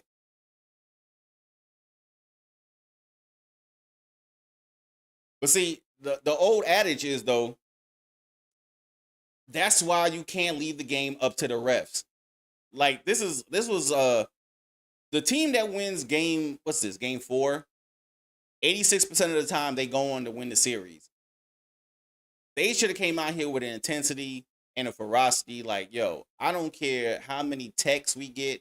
I don't care how many times we put them on the free throw line. We just going to have to demolish them psychologically to where they are so much out the game, the refs can't help them. And this is a key moment where the refs fucking helped them win this game. Hey, what up, Simeon? Appreciate you pulling up, bro. But it's also one of those cases where I'm sure I didn't watch the game. I just watched the highlights of it.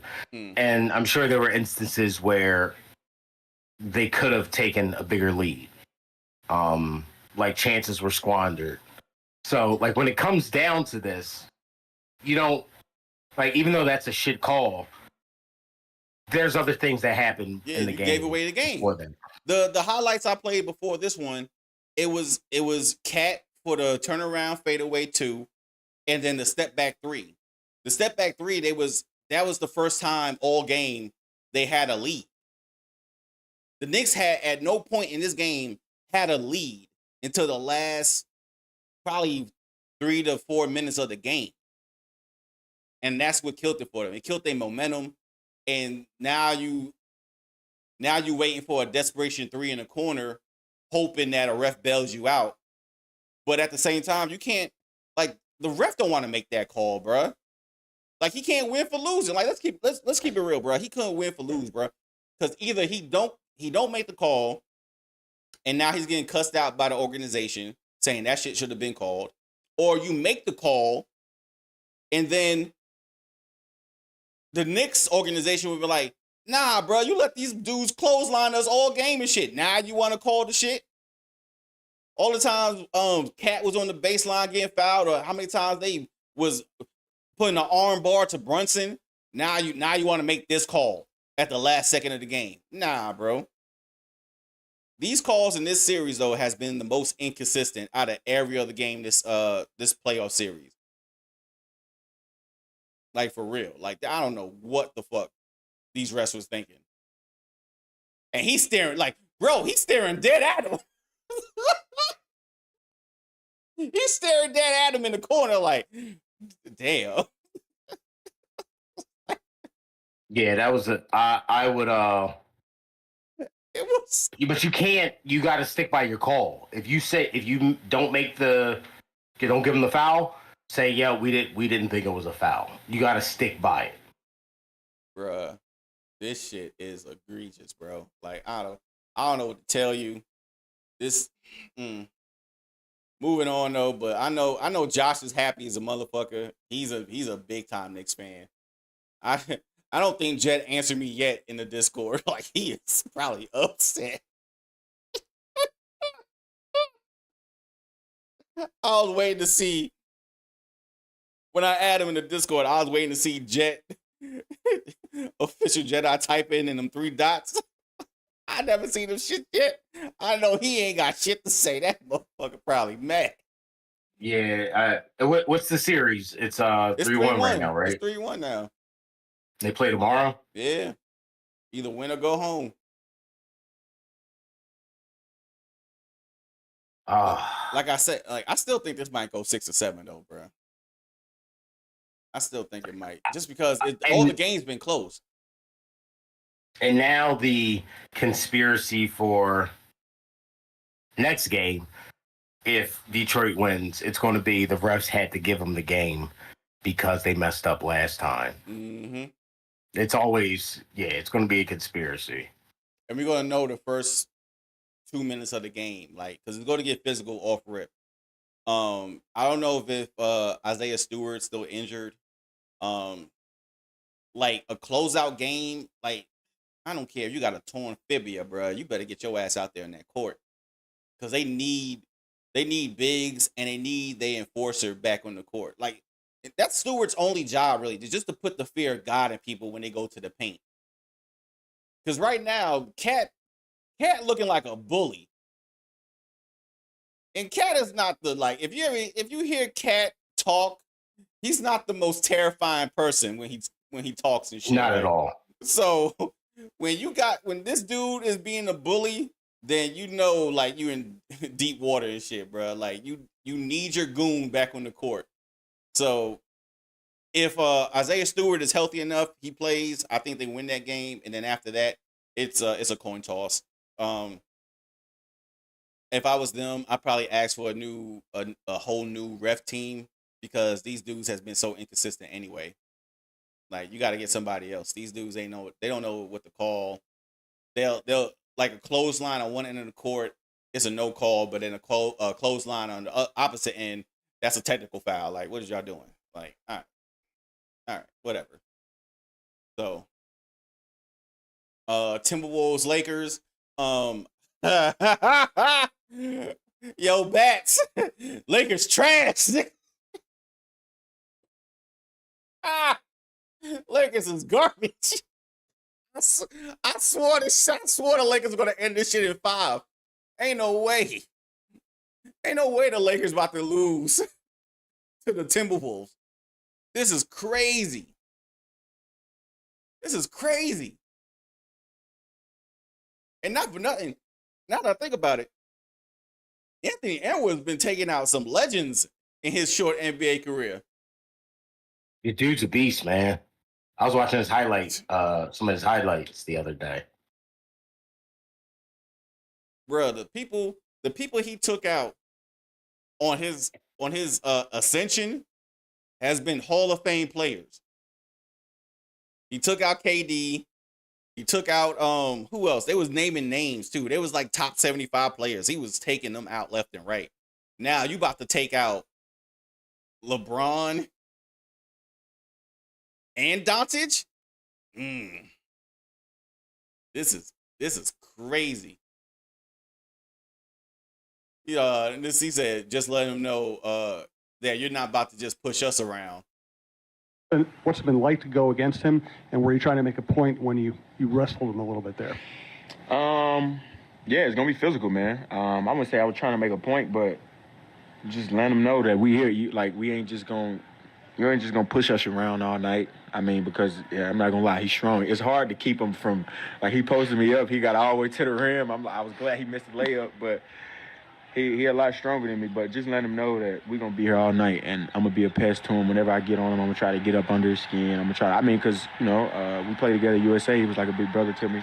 He looked out for me, helped me out a lot with reading the game, IQ, and everything. So, just trying to be a pest to him out there. I think they might. I think this might be it for the Lakers. Yeah, they not winning next game, bro. They gonna get him out of here. Timberwolves in 5, bro. It's a wrap for them. Yeah, Timberwolves about to take this. Because because technically they're not even supposed to be here. They was terrible all year. They was a play-in team essentially, and to knock off what's the Lakers this season? Number 3 in the West. I think they were number 5. Number 5. What the? Hold on. Look it up. Instead of me guessing. Yeah, we got Google.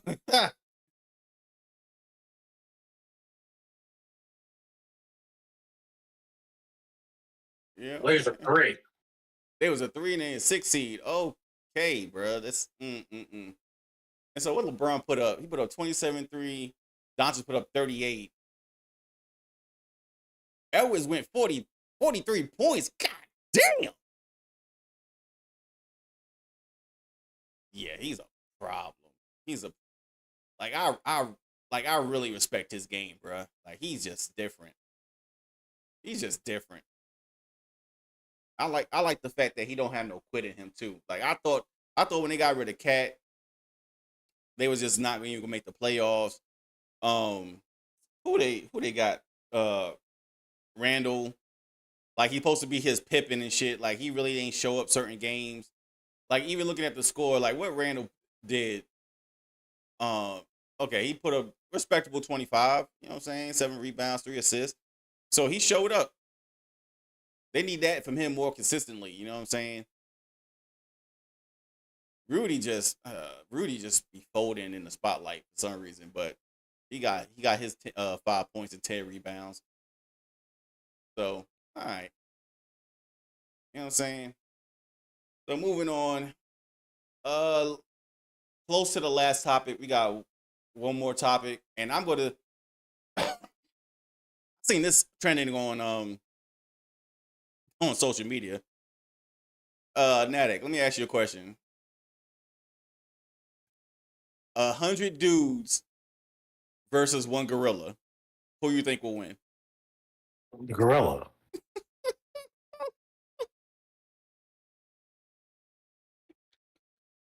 But it's 100 dudes, bro. Okay. It's 100 of them. Okay. You telling me 100 people can't?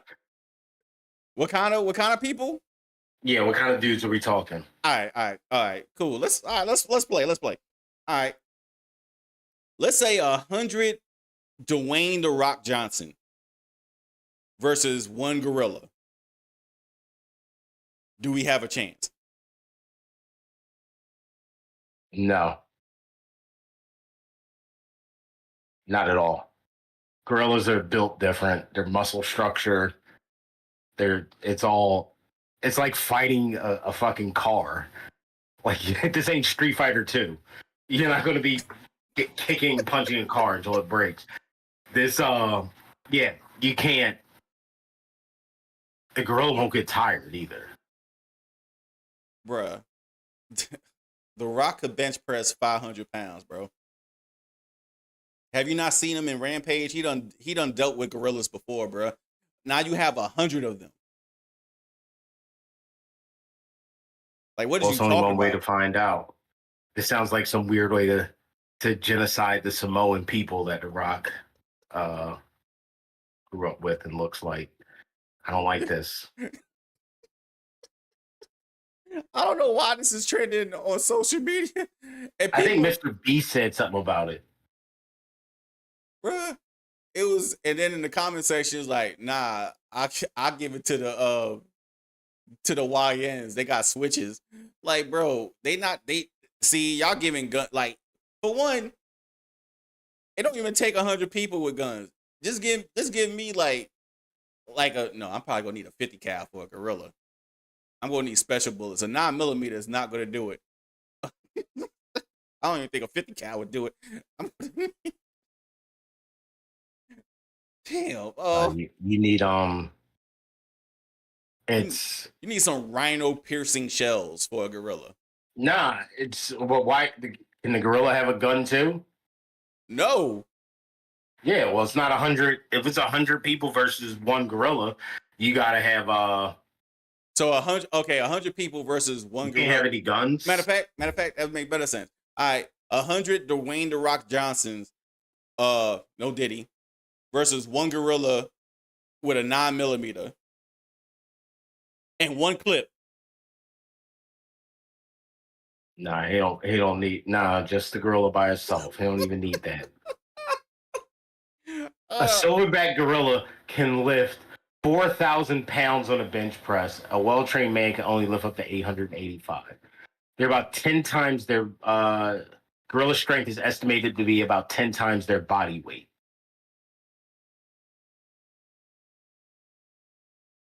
I don't understand how this was a conversation to be started in the first place.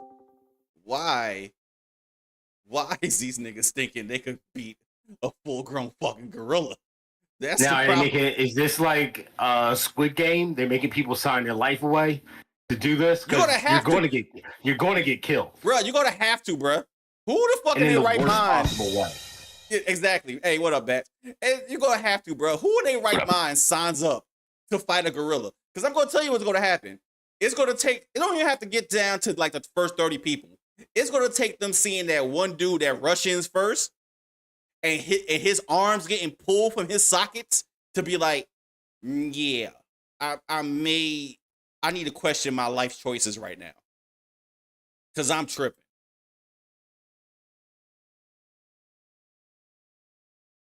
Yeah, a silverback gorilla is gigantic. The average silverback gorilla is 6 foot, 400 pounds of pure muscle. Like an NFL lineman, but fully on their hind legs. Yeah, but all strength. What are we talking about? I'm seeing. Let's go to some of these. I would watch that. I will watch it. Hey, you should pull up some science and you should pull up the anatomy of a gorilla and see how foolish these motherfuckers are, because the grip strength alone in their hands is 1,300 psi. Trust me, I looked it up. Right, exactly. No, Bats, don't mess this up. Stop trying to be a wise old black man. I want them to get their internet clicks. What do you mean? I'm instigating this shit. I want to see 100 people get fucked up. Dude, a gorilla can squash your fucking head. Just squeeze your head like a grape. Look, please, Mr. Beast, please do this. Hold on, whoever this Joker is, Pooh Beast, Pooh Boy 716. This dude said Brock Lesnar, Big Show, Roman Reigns, and me. I swear to God, we good. No, you're not. No. The guy that's wearing a beanie in his picture. You showing off your fucking fingernails with black Air Forces, bro. The fuck is you doing? You look snuggable, my nigga. You are not fighting no gorilla. Shut the fuck up, bro. Fuck out of here. This nigga said Brock Lesnar, Roman Reigns, and me, and we good. And you showing off French tips in your IG. Fuck out of here, bro. That's not happening. He does have one of those black Air Force Ones, though. That don't mean shit. Don't matter. This nigga, the gorilla alone is black Air Force One. That nigga is an Air Force One. Gives off black That nigga- Air Force One energy, bro. No. That nigga's a walking hitman, bro. Are you serious? Some of these people saying And, Star dude- Fox get eliminated off top, they make sense. Yeah, bro, this is not happening. The dexterity too. We ain't even gotten to their dexterity of their skin and their bone. Like his fucking femur is twice the size of ours. Bro, you acting Like I'm a troll, bro. So I'm just doing this to make conversation. Nigga, I am not going to be one of the 100 trying to have smoke with a gorilla. yeah, a silverback at that. Not just any gorilla, a silverback. Bruh, in the wild. There are levels to these gorillas. Bruh, in the wild, you don't even have to be a gorilla. One chimpanzee can probably fuck up like 10 grown men. A chimpanzee is super strong. Plus, they go for your genitals, eyes, and mouth and hands. They go to rip those off first, so you can't fight back. Yeah. Yep. The genitals are last. Yeah. They go for the digits first. It was I think it was this IG channel called Nature is Metal. So they got video of I don't even know what you call more than 10 chimpanzees. I'm just gonna call them a mob because that's how they was moving. All right. They rolled up on a family of gorillas. They got rid of the kid first. They got rid of the kid first, and then they made mincemeat of the male. And he got away with an inch of his life. What are we talking you know about, why they people? do that. And that's pure retaliation too. That ain't like they went in there to kill that motherfucker because he did something to them. No. Not these chimpanzees. These chimpanzees Oh, yeah? was actually territorial. So they was really fighting for food source and shit. Oh, that makes sense. Because gorillas do the same thing to chimps. See, but the thing is with a gorilla, they not going by what scientists say. They don't actually look for smoke. They actually one of the most docile of creatures. As long as you don't smile at them or try to appear opposing, for the most part they'll leave you alone. Because smile at them, if you show your teeth, they take that as aggression. And don't make eye contact. Oh, and that's exactly that part. But you want me to believe a nigga with French tips get fucking get the fuck out of here, bro. Ain't no way. Ain't no way. I'm not even gonna hold you, bro. Even at my best weight, I'm not fighting no fucking gorilla. I'm not fighting no gorilla. I'm not fighting no orangutan. Some of you niggas is talking in this comment section. When y'all see a pit bull without an owner nearby, y'all ready to run anyway. So you expect me to believe? For real. You know they be the first ones running away from a pit bull. Who dog that is? Who dog? Or a Doberman or some shit. Let it be a Rottweiler. Nigga, I'm gone, bro. You ain't Let it never be something with a lockjaw. Bro, you ain't never gonna see me run that fast again. You don't think your homie's gonna fight it? Your homie with the nice nails? Like what, a gorilla? Yeah. That man is gonna get. That nigga not gonna fight a chihuahua. Like, let's keep it a buck. Like, What no, were you bro. about to say, Natick? What were you about to say, Natick? No, just like what what channel? I'm just looking at all these people. And what do you get out of this? Nothing. It was just a conversation. Like, you know how stupid conversations get started on the internet? That's how I got started. Okay. So now it's one of these viral conversations, and people, you know what? Not even to crack on that dude, you know what I'm saying? Jokes aside, people just making this shit up like they really about that. But they'll know in real life they will never come across 100 dudes that be like, hey, bruh, there's 100 of us. Let's go to the zoo and fucking stomp out a gorilla.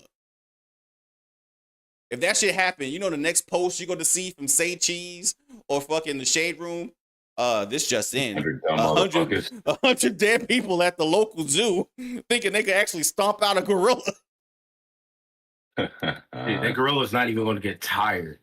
It's going to wipe out at least 60 people and then sit down while everybody else reassess their life choices. He's gonna he's gonna get scratched one time, and then he gonna look at the 65 people left and be like, "Oh, you motherfuckers! Okay, all right. I'm putting cases on all you bitches." yes, that's what he's gonna do. All right, he's gonna mutilate you motherfuckers. I promise you. Leave that gorilla alone. Please don't be and you know what? I swear I have to say this because people are dumb. Please do not have any intentions of going to the local zoo to the gorilla fucking exhibit and think you're gonna hop the fence on some Harambe shit and be like, yeah, bitch, this is my jungle now. No. No. Yeah. As soon as he rip off somebody's arm, man, it's over. That's what I'm saying. As soon as that limb gets ripped off. And as soon as that limb gets ripped off and used as a weapon, it's over, bro. Facts. He's gonna rip a limb off and beat you to death with it. So you literally gonna be saying, why you hitting yourself? Why you hitting yourself? I'd like to see it though. That's what I'm saying. I like to see it too, man. Hey, they froggish and shit, you know. Hey, hold on real quick. Hold on. That's a good pay-per-view. I would definitely pay to see that. Ah, damn. What's up? That'll be all good YouTubers. You should see what T-Pain was. T-Pain was even talking about it too. Really? We're doing this now? Calling a friend? Trademarks and academies. Okay. Are you phoning Guess a I'm friend? supposed to be impressed by all these prestigious. No. You've really got me on the edge of my seat. What a reference! Oh, you talking to AI? You want to see what ChatGPT says? Yes. This magical transcript of yours. ChatGPT gonna give you the rip. Hey, hypothetically speaking, can 100 people overpower a gorilla? Us, 100 people, huh? Sure. Let's dive into this hypothetical circus. So you'd have 100 people all trying to take down a gorilla? I mean, if you're talking about a literal mob of people, sure. Maybe they could overwhelm it. Maybe. But I'm assuming you're not giving these people tranquilizers or, an actual plan. But here's the thing. Gorillas are strong, like ridiculously strong. They're also faster and more agile than you'd think for something that looks like it just wandered off the cover of a muscle magazine. So even if they somehow manage to corner it, it's not exactly going to be an easy feat. Also, one gorilla versus 100 humans. Do you even want to imagine the chaos? But hey, hypothetically, I guess anything's possible when you're in the mood for a really bad idea. Would you like to keep going with this train wreck? Or is that enough carnage for today? That's it. Thank you. So, yeah, I had to ask ChatGPT. I asked earlier. I wish the voice that I used earlier was still on there. But it was like it's called the Monday voice or whatever. That motherfucker gave me such a snarky response. I should have recorded it. So, essentially AI is saying, y'all motherfuckers are stupid. The first dozen of y'all that it's gonna be blood everywhere. Just know that it's not gonna be the gorilla's blood. I promise you. Yeah, for real. It's not. It's just not. It's going to be the blood and organs of your friends that thought y'all was brave enough to manhandle one of nature's most diabolical powerhouses. Just know that.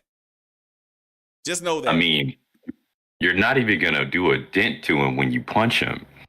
The skin is so. Not even the bone density. Just the fact, like, bro, they make special bullets for animals like this, bro. Like you can't even shoot this dude with a 9mm. 9mm, 45, 50 cal, maybe be able to penetrate the skin. Oh no, 50 cal taking him down. Because those are big rifles. You need a big rifle to take down a gorilla, like an elephant rifle. And that's if you shoot in the right spot. You better hope your aim better be good. Yeah, 'cause if you miss, that gorilla fucking you up. Unless you're Mark Wahlberg and you could punch them, and then you could knock them out, like in the documentary Planet of the Apes. Bro, you are not punching no goddamn silverback. Exactly, bro. That's movies. That's not real life. All right. Last topic. Appreciate you pulling up too, Bats, but it's the last piece of How you doing, Bats? I can't wait for the stream and see that game you were playing again. Oh, what game you was playing? Monster Hunter? No, that was yesterday. They had a Monster Hunter competition. My team tied for first, actually. Oh shit. Good shit. Yeah, for our squad hunt, we got the same. Thank you. Yeah, our squad hunt, we ended up tying for first because we got my team and another team got the fastest time. But yeah, man. I might stream Berserk. I don't know yet. Berserk? I've been playing Kazan a lot. Yeah, first Berserker, the Kazan. It's a Souls-like bat. I mean, Natty. Yeah, it's a Souls-like. Yeah, exactly. Just know that. But it got a really good art style though. It's like it looks like cell shaded anime type of art style with semi-realistic background. Yeah, it's that DNF Duel art style. What's it called? Berserk what? First Kazan. Oh, Kazan. Yeah, Kazan, the first Berserker. That's what it is. Yeah. What you pulling up here? Oh, Ghost of Yote. Hey, did you hear? Go ahead. No. Tell me first, but I'll play it. Nah, because I want to talk about Ghost of Yote a little bit because it's some interesting things going on. Did they show another trailer? Yeah, this was the no. Oh, is this another trailer? Well, this is the okay. the Oreos list. This is the one that just came out. Got it. So let's turn this real quick. Turn it down just a little bit. A mix of gameplay and in-game cinematics. They didn't say if this was PS5 or PS5 Pro though. Vengeance. We'll assume base PS5.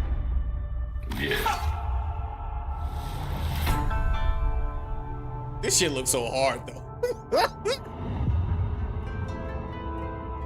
And it reminds me of a spaghetti western for some reason. I'm definitely getting AC shadows from this intro though. I thought we killed your whole family.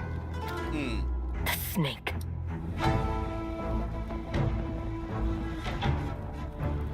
The Oni. The Kitsune.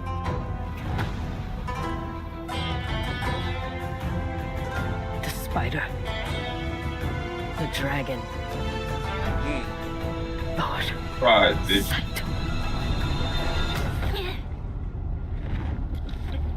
Deep this list too. Saito. I'm sorry. It came to this. Little wolf. Is that the dude from what's that Hulu show with the samurai? Shogun? Yeah, is that the dude from Shogun? No. It looked like him. Not the main one. No.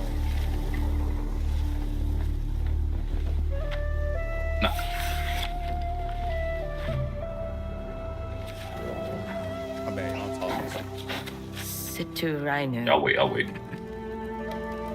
Why do you always call me that? It means one who is easily lost in the hunt. Oh my god, bro.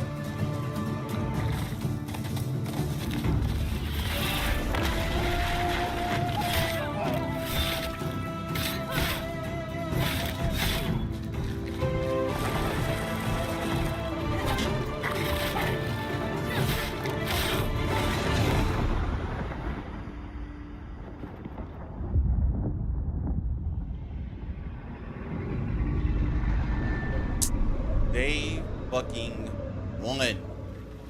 Day 0. I have to go home. Back where all this started. Yes. Yes. Yes. And this make me wonder, this scene right here, is there some time travel elements to this shit? Or this just like replaying flashbacks? Probably a flashback. It's probably a flashback. Hmm. Damn it! I thought I turned that off. This shit goes so hard, bro. Yeah, I'm gonna get this game. It looks pretty good. Bro, look at these stills, my nigga. Yo, my man's at the beginning though. This nigga here.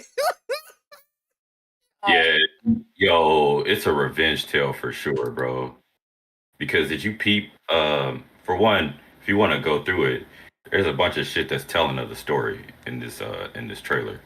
It's a bunch of shit. I muted and run it back so we could play it. But yeah. Yeah. For one, you peep his sword. You peep his handguard. The one that stabbed her. Mm-mm. All right, let's go. Lord Shimaru. I think that's his name, Lord Shimaru. Now I don't know the time period that Yote takes place yet. 300 So years after the first game. I think they mentioned the Edo period though.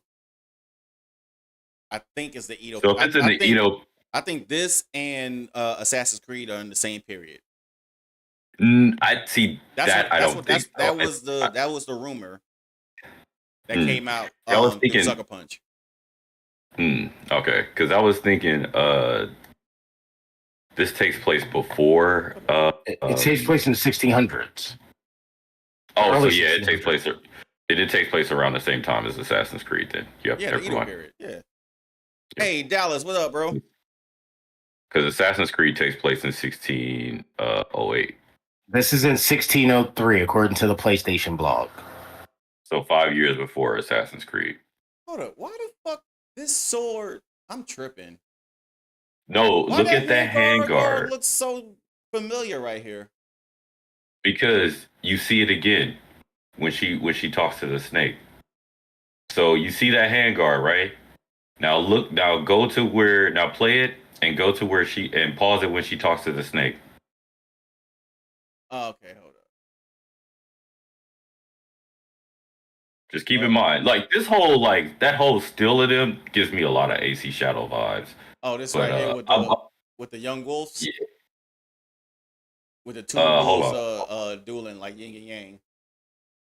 Mm-hmm. Damn, look at the fucking detail. I know. Yeah, so I'm thinking Lord Shimaru and the protagonists are from the same clan. And Lord Shimaru probably betrayed the clan and basically wiped out everybody. Because remember, the snake said, "I thought we killed your whole family." So that means Lord Shimaru thought he alongside with Lord Shimaru supposedly probably wiped out their whole clan. Well, they showed it in the trailer, but the thing is, I hope you don't mean like Jin Sakai's descendant, because I don't think she's a lineage of Jin Sakai. I'm not talking about Jin Sakai at all. I'm just talking about the betrayal. See, this is a betrayal story. What I'm getting from the trailer is that she, as a young one, looked up to Lord Shimaru, and Lord Shimaru was a part of that mysterious clan or organization that we just saw. And they wiped out this whole clan probably because that clan was going to threaten their organization. That's what I'm getting from the trailer. Because even when she's talking to this dude, he's like, "I thought we wiped out your whole family." And when they go to that flashback, you see a younger her getting stabbed by Lord Shimaru. This is a long ass list, by the way, too, because it looks like it starts off on her hip. I'm trying to see if I see any like details in the background. It looks like in the background you could faintly make out some fire, some smoke from a fire. So they probably burned down the village to make sure that all the rivals was dead after the fact. You got 1, 2, 3, 4, 5, 6 individuals right here in the screenshot. So we definitely going to have at least 6 boss fights, 6 main boss fights. Yep. And I think she might be getting their weapons too, but I'll get into that. I was about to say that makes sense. That makes sense though. Like every time she kills her opponent, then she gains the skill set from that particular revenge killer. Could be. This shit looks so fucking gas. Jesus. Yo, Lord Shimmeru look hard. Like his pose right there with the blood on his face and you barely see his face too. That's so fucking sinister. Bruh. And oh boy, the Oni with the half cut mask. Oh man, bro. Yeah. You might as well play with the sound. You might as well play with the sound. Yeah, fuck it.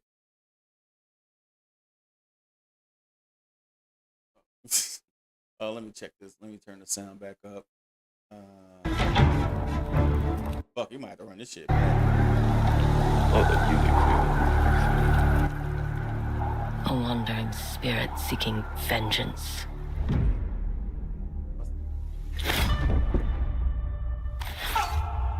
Okay. My wife is on TikTok live streaming my stream for some reason. That's dope. Shout out to her. Hey, we got another game. I got a game trailer for you that just came out 35 minutes ago. Who are you? I thought we killed your whole family. Look at the detail, bro. Snake. So we got the snake. There's one.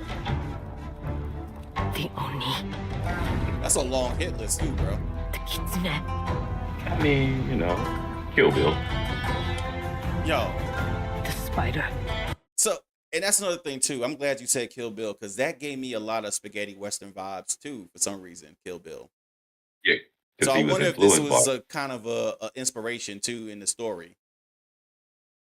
Well, Ghost of Tsushima had a lot of like Akira Toriyama influence. So, because now you got me stuck on that Kill Bill scenario. So what if the reason why her family got killed because they was initially a part of this organization? It could be. And then think about it. Okay. Like, you see what I'm saying? You see what I'm getting at? Yeah, it could be. It could be. It could be. All right. On like 2 minutes and 18, when she's using that spear, the list is on her hip and not her gauntlet. Said 2:18. Yeah. Let's see. That spider mask is fucking creepy. Damn. Okay, I see it. Spider mask is creepy. That spider mask is creepy. It's got the 6 eyes on that bitch. That's fucking creepy. My bad, y'all, if I keep jumping back and forth too. It's just certain shit that like Bats got me like on the thread with the shit now. So yeah, so that list starts off on her hip, and it looks like this part right here is probably early in the game before she gets her first kill, like before she meets the snake. Because when she meets the snake, I want to say he's the first name she scratches off. Yeah, I think. Yeah, you're right. I think the snake and the Oni are the first two you go after. Do they show this? They show the hilt of the weapon. They don't show her sash. The snake. So yeah, that's the first thing she writes down. The Oni. The Kitsune.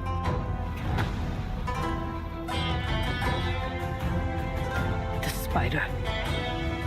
These character designs are crazy too. Yeah, they really do. I feel like they're all gonna be fucking crazy in a sense. Like all of them are gonna be kind of like insane.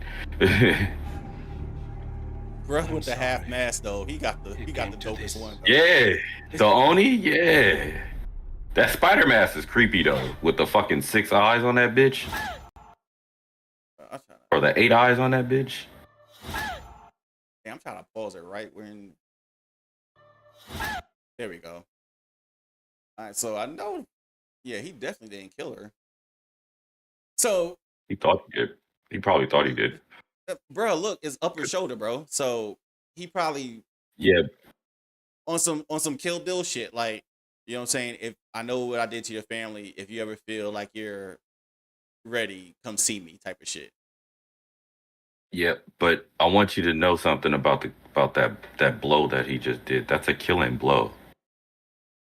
Because when you pull the katana out, Mm-hmm. everything that it's connected to gets ripped. Mm. So that part right there, your whole shoulder blade right there, that's not only puncturing either your collarbone if it passes, because it's gonna pass through your collarbone, but it's gonna rip everything that's in there out. So like you're gonna bleed, and if you can't stop the bleeding, you're gonna die. Because that's a vital point. That's a vital point on your body. Mm. Because that's the beauty. That's the thing about katanas. The way that they're created, it's like they're not made to hack away and shit or slash. They're made to like puncture and rip out. Oh, okay. This is after she got her first kill, though. Hold up. If you look really close, I'm trying to get to it. My bad, y'all. Hold up, 'cause I just seen the shit.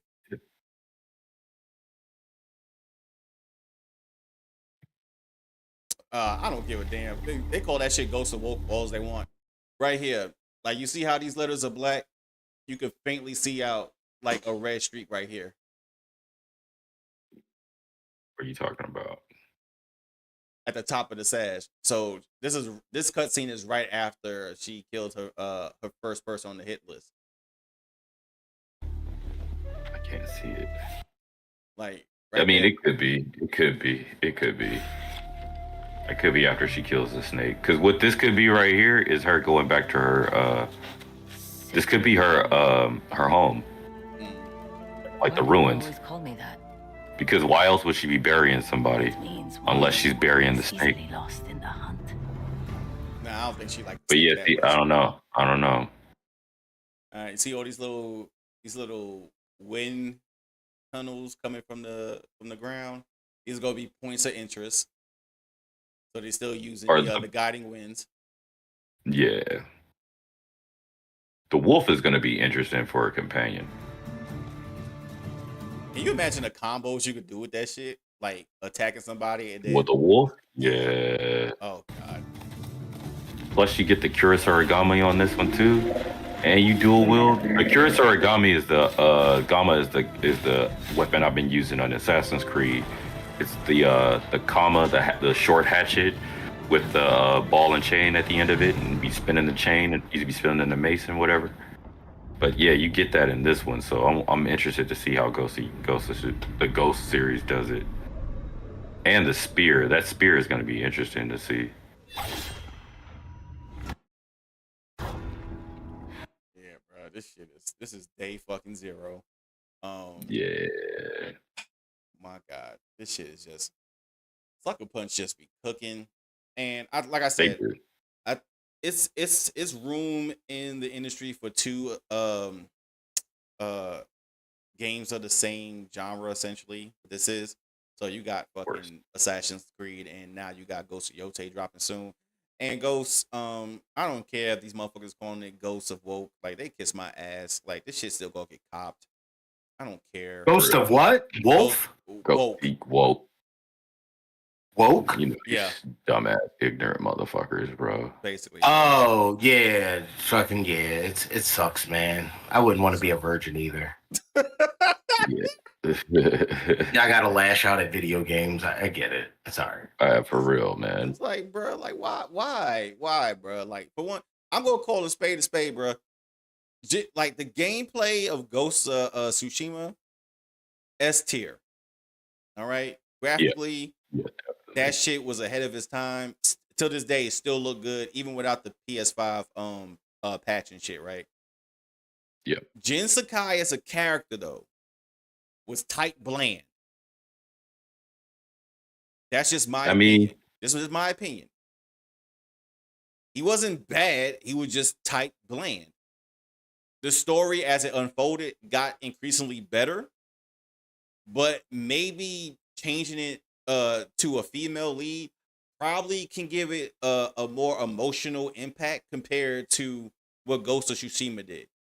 And that's probably the only reason I can see why they changed the character. Which, I'll be honest with you, I don't give a fuck if they change the character. The game still go get caught.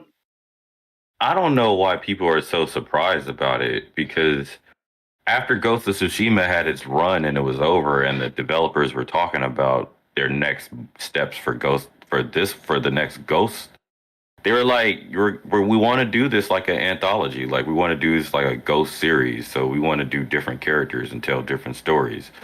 And they said the next character was going to portray a female. Like, I don't know why motherfuckers are surprised.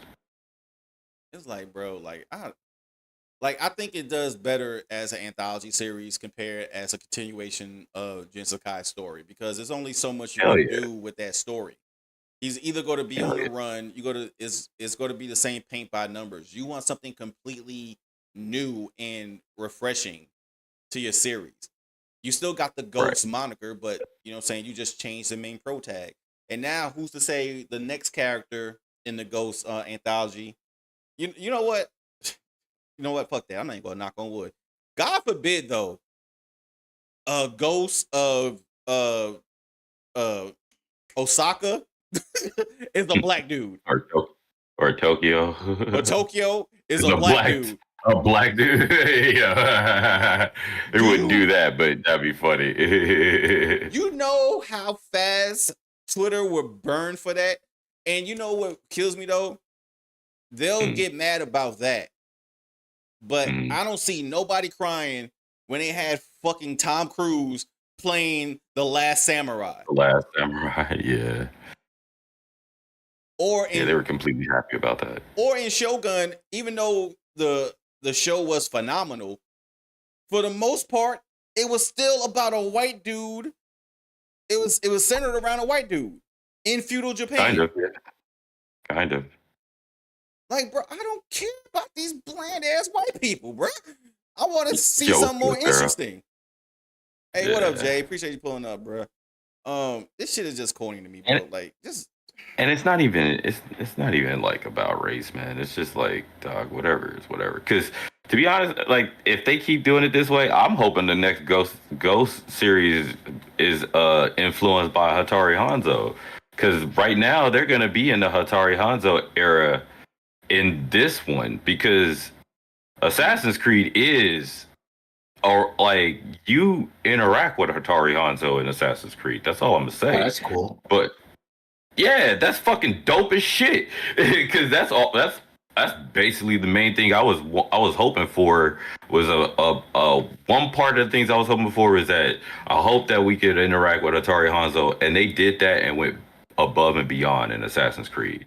So for Ghost, man, I'm hoping we get all the fucking Japanese folklore and kind of like hints of history or whatnot, and historical figures to interact with, because why not?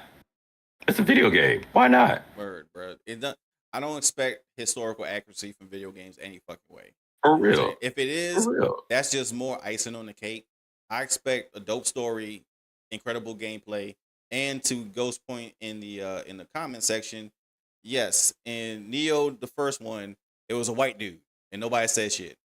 But now it's a female, people got shit to say, or somebody black has been proven to be historical. The historical accuracy of his enrollment during that time may be in the question, but him being actually a real person has not been disproven, and people have a problem with that shit. So y'all need to just get out your own little bubbles and just play the fucking games and just have fun playing the games. And that game, Assassin's Creed, man, in my opinion, that game is a 9.5 out of 10. That's, to me, that's the best Assassin's Creed out of the whole entire series. I just beat the game. Oh, I'm glad. I still haven't got back into it. I bought it purely out of spite, but it's one of those slow burns for me, so I can just casually just go back to it and shit. But you might as well, because my bad. it's a dope game, like graphically, story wise. The combat is excellent. Like I said, I'm gonna get back into it eventually. This is the game I'm really waiting for right here. And now that we got a release date, I definitely got some time to cook on Assassin's Creed before this comes out, and I can make a. But I just, you know what I really hope before I end the stream, that I really hope that people don't try to pit one game against the other. Yeah. You know what I'm saying? They're their own. They even though they are in the same time period, they are conceptually worlds apart, story wise and gameplay part. Well, not really story wise, because this nowadays is more of a revenge tale, and this character is a revenge tale as well, but it's told in a different way. I'm not gonna get into it. I don't want to spoil it. I got you. But I'm talking about saying surface level. That's what it looks like. No, I got you. I was saying this in my chat the other day. It's just like you can't really compare Ghost of Tsushima to Assassin's Creed Shadows because Ghost of Tsushima was a story about a conflict of a samurai and himself and his own morals and like you know what I'm saying, his own code. Whereas Assassin's Creed Shadow is a revenge tale story, you know what I mean? And then like to compare the combat, you can't really do that too because Assassin's Creed technically was not a stealth combat, you know what I mean, type of game. Yeah, it has stealth Assassin's elements, Creed but exactly. Assassin's Creed Shadows. Exactly. Assassin's Creed Shadows is a stealth game.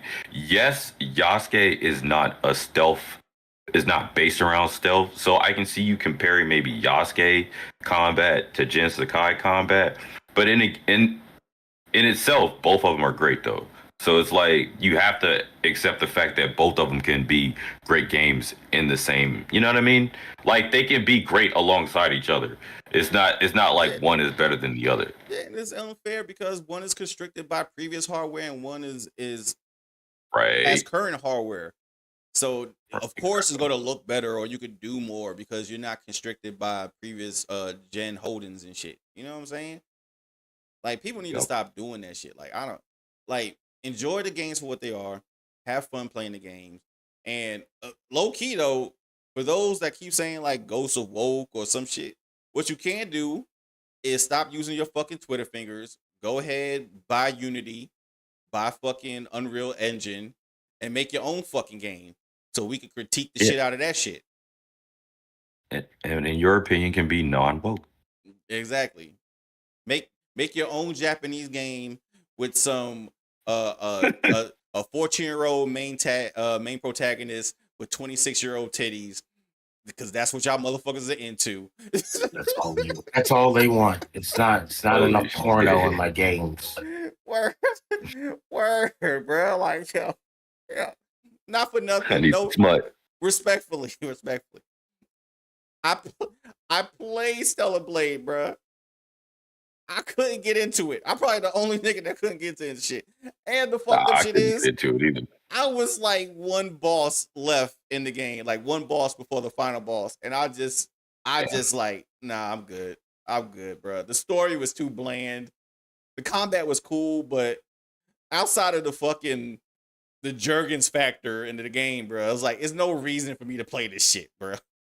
That's not good enough to hold you. No, bro. Yeah, it's not. It's really not, bro. Like, I talked to the homie Black about the shit.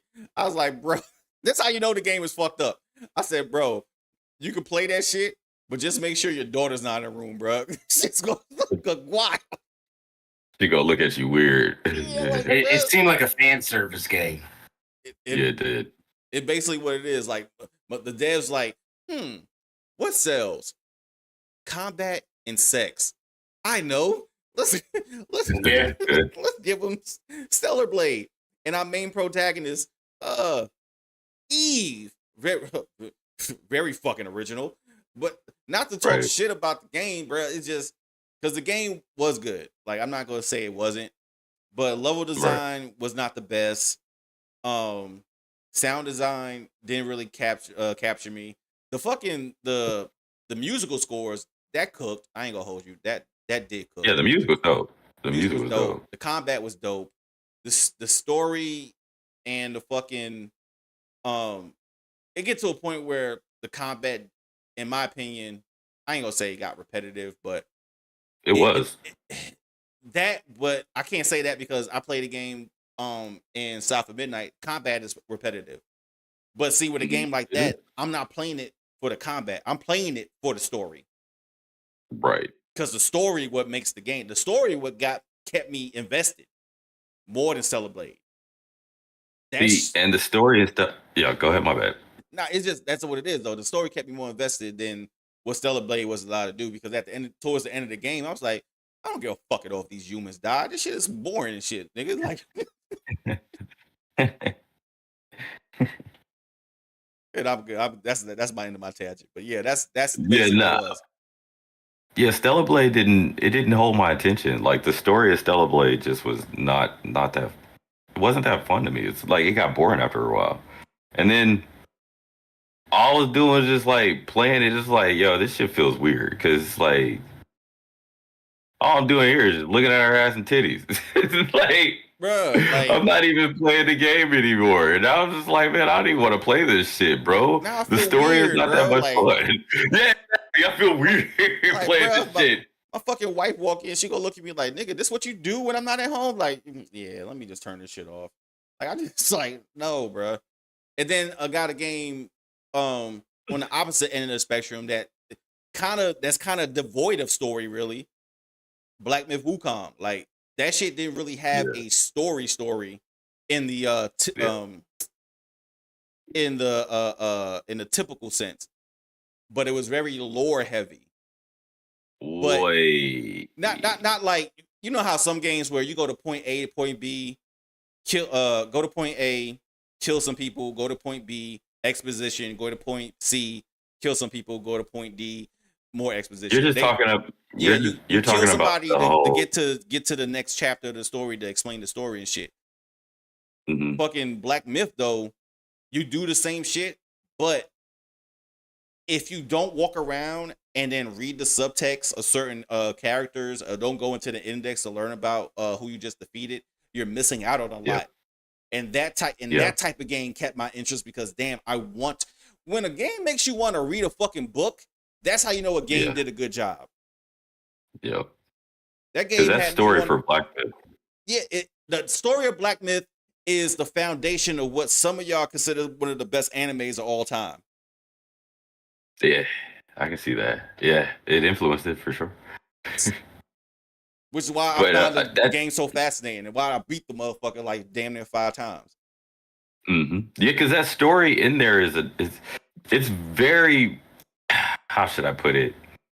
It's like you discover a whole new story within that story because everybody started off coming out thinking that the story was about Journey to the West.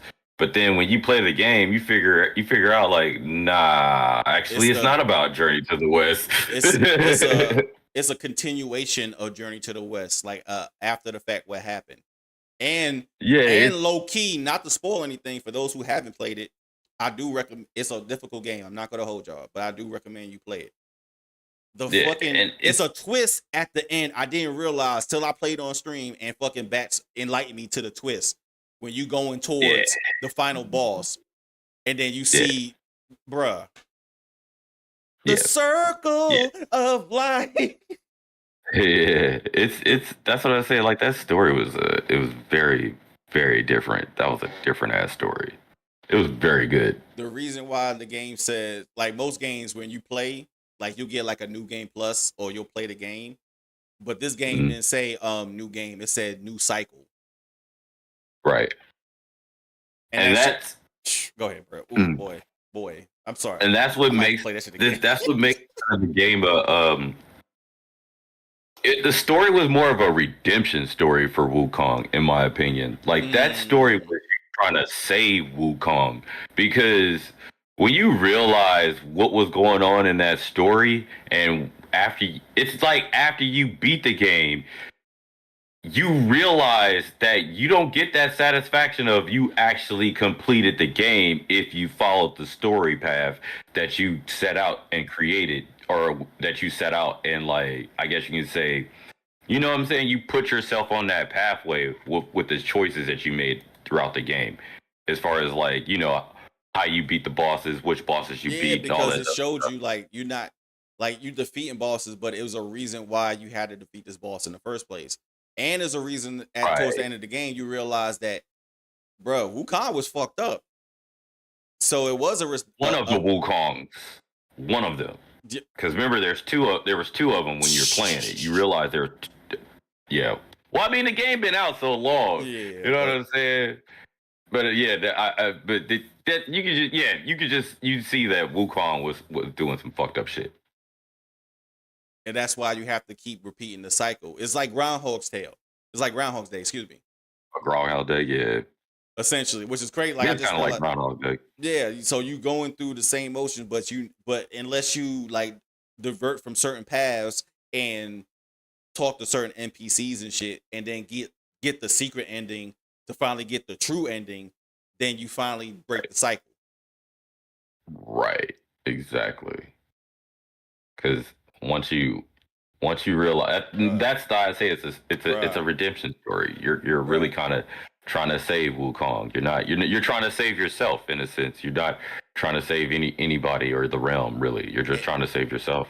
And the true ending, because each chapter it ends with a cutscene. Each one looks better than the next. They both take they take different anime style. I think the last two, I guess, because of budget restrictions, like chapter 3, 4, and 5, those animation sequences look the same. I think it's time periods, though. To be honest with you, I think they did that for time period purposes. Well, I forgot where I seen it, but it's probably either time period or it's just because of financing. Because remember, initially they wanted 13 chapters. Yeah, and they cut it in half. But I digress. But the chapter 2 animation, which was like stop motion animation, was beautiful. The reason why I say I recommend the game, because once you look at the true ending, you actually get treated with the whole totality of an animated version of Journey to the West, and how you started and where you at now, and then just without and then the completion. Yeah. I know the game's been out for a while, but it's man. Yeah. When I don't want to spoil shit, then you know something special. Yeah, it's a special game. That is a special game, and people missed out if they didn't play it because that's one of those. That's a gem. That's a fucking gem. It is, bro. But like I said, it's not everybody's cup of tea. It's very difficult. It's very difficult. I'm not gonna hold you. But if I was able to like persevere, I promise you. But it's probably I was able to persevere because I like the combat so much. These slower pace, Soulsborne games is not my bag. I can't do it. These fucking iframes, hoping not to get killed, and dip, duck, dodge, the 5Ds of dodgeball type of shit. Nah, I'm good on that. You might like Kazan. I know I might. But I'm cheap. I'm gonna wait for it to go to Game Pass. So you can try the demo. I think you can still play the demo. It's another game coming out though. Not Where Winds Meet. It's another Souls-like, and it looks really good. What, Phantom Blade Zero? No, not that. That's not a Souls-like actually. They confirmed it's not a Souls-like. It's just an action game. Damn, because it's coming to Game Pass. Fuck, what is the name of that shit? Because goddamn, got me thinking about it. I don't know Now I can't end the stream till I fucking find this shit. Hold up. New Souls-like 2025. While he does that. Hold up, man. Game Pass, actually. Try to narrow it down a little bit. What is the next? What is that shit called? Y'all fucking know. Y'all know. Y'all fucking know. Help me out in the chat. Ooh, yes, thank you. Ghost, bruh, you're a real one. You're a real one. That's the one I'm talking about. Fallen Feathers. Fallen Feathers? Have you seen that shit? I'm looking at it right. That's the trailer I dropped in the chat. I'm looking at it right now.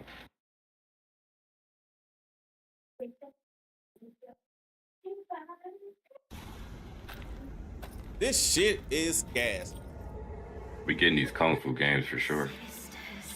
Yo, or these martial art games. They need to take notes. Not Japanese, Chinese developers been cooking lately. Just say Asian developers, because they all coming out of Asia. We got Korea. We got China. Just the Far East in general, bro. They've been cooking. And I think we got some coming from India soon, actually. I like that music. Bro, this shit is dope. Look at this. Ugh, this is new to me because this is my first time seeing this shit. Yeah, this is a new trailer. It came out 35 minutes ago. What the fuck? Damn. Oh shit, that's what this is. Okay. Exclusive.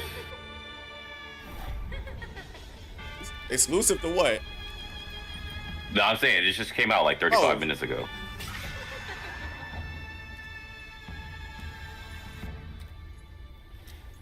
They followed this game since 2019. Yo, the first time I seen this game, this shit was looking garbage. They done fucking cooked. Is that a scissor? Perfect Bride. What the? Yo, fam, when is a release date? Well, this is the pre-order trailer, so you can pre-order it now. Oh, okay. Say less. I ain't got a pre-order, bro. This shit come to Game Pass. I'm not bullshit. This is also coming to PS5 too. This is the PS5 trailer, by the way. All right, yeah. Yeah, we might be getting this. We might be getting this, guys. What is this? Fallen Feathers. Wu Chang, Fallen Feathers. Yeah. Shout out for the exclusive. God damn, though. Wu Chang. Wu Chang.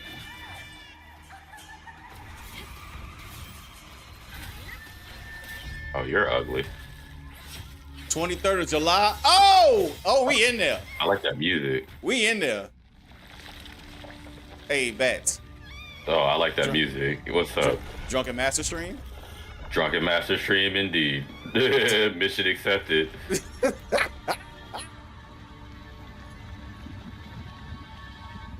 You need to get back on Twitch so we can co-stream.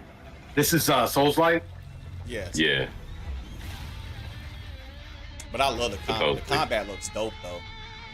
The combat does look dope. Like, I'll play a Souls-like if the combat looks fast enough where I'm not... And they take me like 5 minutes to fucking dodge an attack. Oh, you fucked. Oh, this is second phase? Yeah, second phase. You're fucked. Let's go. Oh yeah. We dodge those.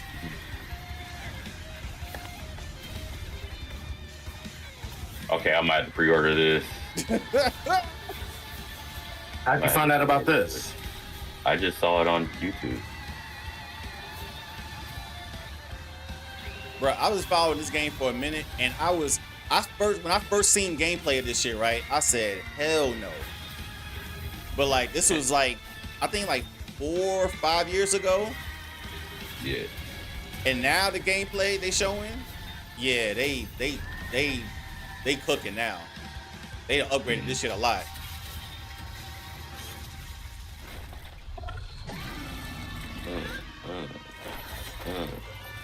Bitch. Nothing is forever. Jet might like this one. Because it's got a little Devil May Cry in there. I was about to play the old trailer. I didn't know they had a new trailer out. Oh, let's go. Yeah. Yeah. July looking good, ladies and gentlemen. Yep. I think that's what I'm talking about too. Oh yeah. Hey, hit them likes, man. My boy streaming right now. That's his stream right there. Lucky bastard. Get the smoke. I might have to, I might have to pre-order that for those fits, man. That was pretty nice. 2025 is shaping up to be a good year for video games. I'm saying we It eat. is. Oh, my bad. Now, where is that? Where's that initial gameplay I seen? This was a month ago. I want to show y'all the gameplay where that shit look. Yeah, here we go.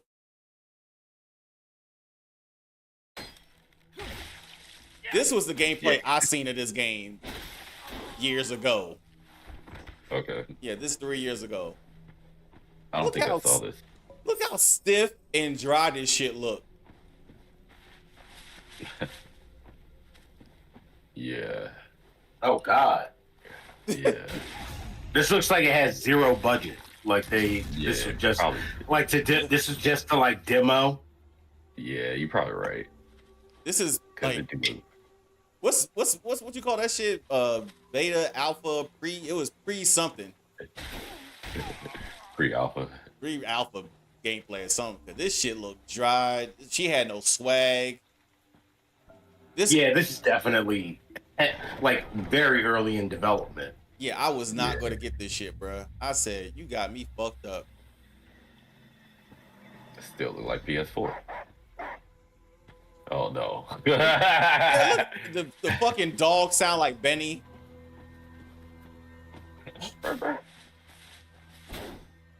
Probably a Shiva. All right, let's skip through some of this. Did they show a boss fight in this shit? This was the shit where I said, yeah, I'm good on this game. Yeah, it looks like, so they have this in 2018. That means they were working on it in probably 2016, 2017. Yeah. And it said, okay. The game is built on Unreal Engine 5, and Unreal Engine 5 didn't come out until 2022. Yeah, so this is probably Unreal 4. And they came back, and then they picked up that Unreal and was like, "Yo, we gotta use this." So you see the boss fight they showed here compared to the one we showed earlier. You're right. Yeah, I was good, bro. I was good. So that's Basuda. Damn, you see the difference it makes when you move the boss health bar up to the top and the character health bar to the bottom. It looks in the way at the bottom. It does. Oh, that's the same does look in the way at the bottom. All right, so that was 3 years ago. This is one of the recent ones. This was 2 months ago. I guess this is just showing like the overview world. You see how combat looks more fluid, faster?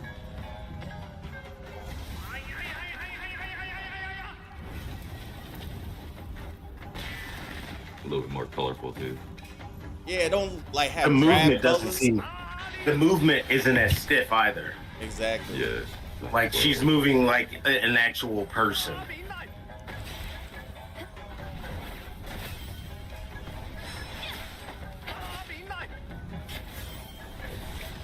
Yeah, they stepped it up. Yeah, so I would especially since it's on Game Pass, definitely go play this joint, do a Drunken Master on it. So yeah, this is definitely. Oh, you know what? Matter of fact, after it might be a straight up cop. Like it's going to have multiple endings too, influenced by side quests. So it means it'll be a couple playthroughs if you're really digging it. I really been enjoying these in games that been coming out of Asia lately because they really lore heavy, they really into combat. Graphically, they some of the best looking games that's been out recently. So, like between this, Phantom Blade Zero, I know I'm forgetting one. I think it was another game I named the one with where the winds meet. What you said? Where the winds meet. Yeah, where the winds meet. That's just actually available now in China. People playing that shit now actually, but they send in I think in the next couple of weeks they going to start doing not open betas, closed access betas. for that game in America. So that's coming soon over here. It might be released, I want to say, late winter this year, maybe early next year. Because the game Lost All Aside come out next month. Is that another one too? That was from the China Hero program for PlayStation. So yeah, that's another Asian developer. It was one dude working on the game. I think they gave him a budget. He hired some people to help on the studio. What game? Lost Soul Aside. Have you ever seen that shit? No. Oh God, bro. I'm like looking up side things. You mentioned that Phantom Blade Zero, so I'm looking up an update on that shit. See what's going on with that. Since we're getting all these other games that are coming out this year, we might not get Phantom Blade Zero until next year. To be honest with you, it's really heavy right now, bro. It's mad games coming out. It is. It's stacked. Yeah, this is almost as good as I don't want to say 2018. 2020 was pretty solid. Yeah, I'll be right back. Well, 2020 was unfair, bro. We had a whole new console that dropped in 2020. 2 consoles. Didn't Xbox come out in 2022? Did it though? It launched with no games. That was wild. Yeah, that's fucking crazy. Like the flagship game, they had to pull it back because people made a meme out of that guy's face. That's crazy. Yeah, look at the combat. This shit. Jesus. I think Jet said I showed him the trailer of this shit when they first showcased it.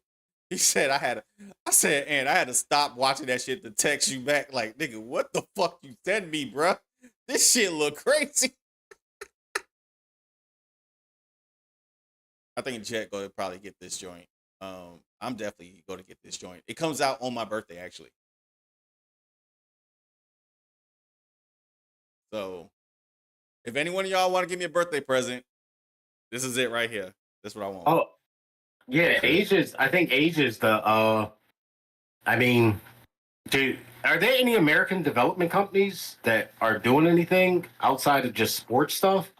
Because I played that game, The Devil Within, Satgat, and it's a 2D. I love 2D side scroller Metroidvania things.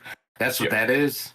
And the combat's really good. The skill tree is really good. Once you get your like powers for like your dodge, like your perfect dodging and stuff like that, you can string together like some really beautiful combos. Oh, this is Lost Soul Aside. The Devil Within. Yeah, I can't think of no game. God, bro, this shit is like Black Myth with the dodging. Yeah, kind of. It looks like it. But yeah. And this comes out this year too, doesn't it? Yeah, come out next month, bro. Literally comes out a day before my birthday. I might be getting this one too.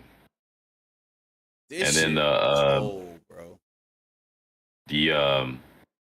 Don't forget Hell is you might not get it, but Hell is Us. Yeah. I think it's coming out this year. I don't know. You know what? I might change my mind. I don't know, bro. It depends.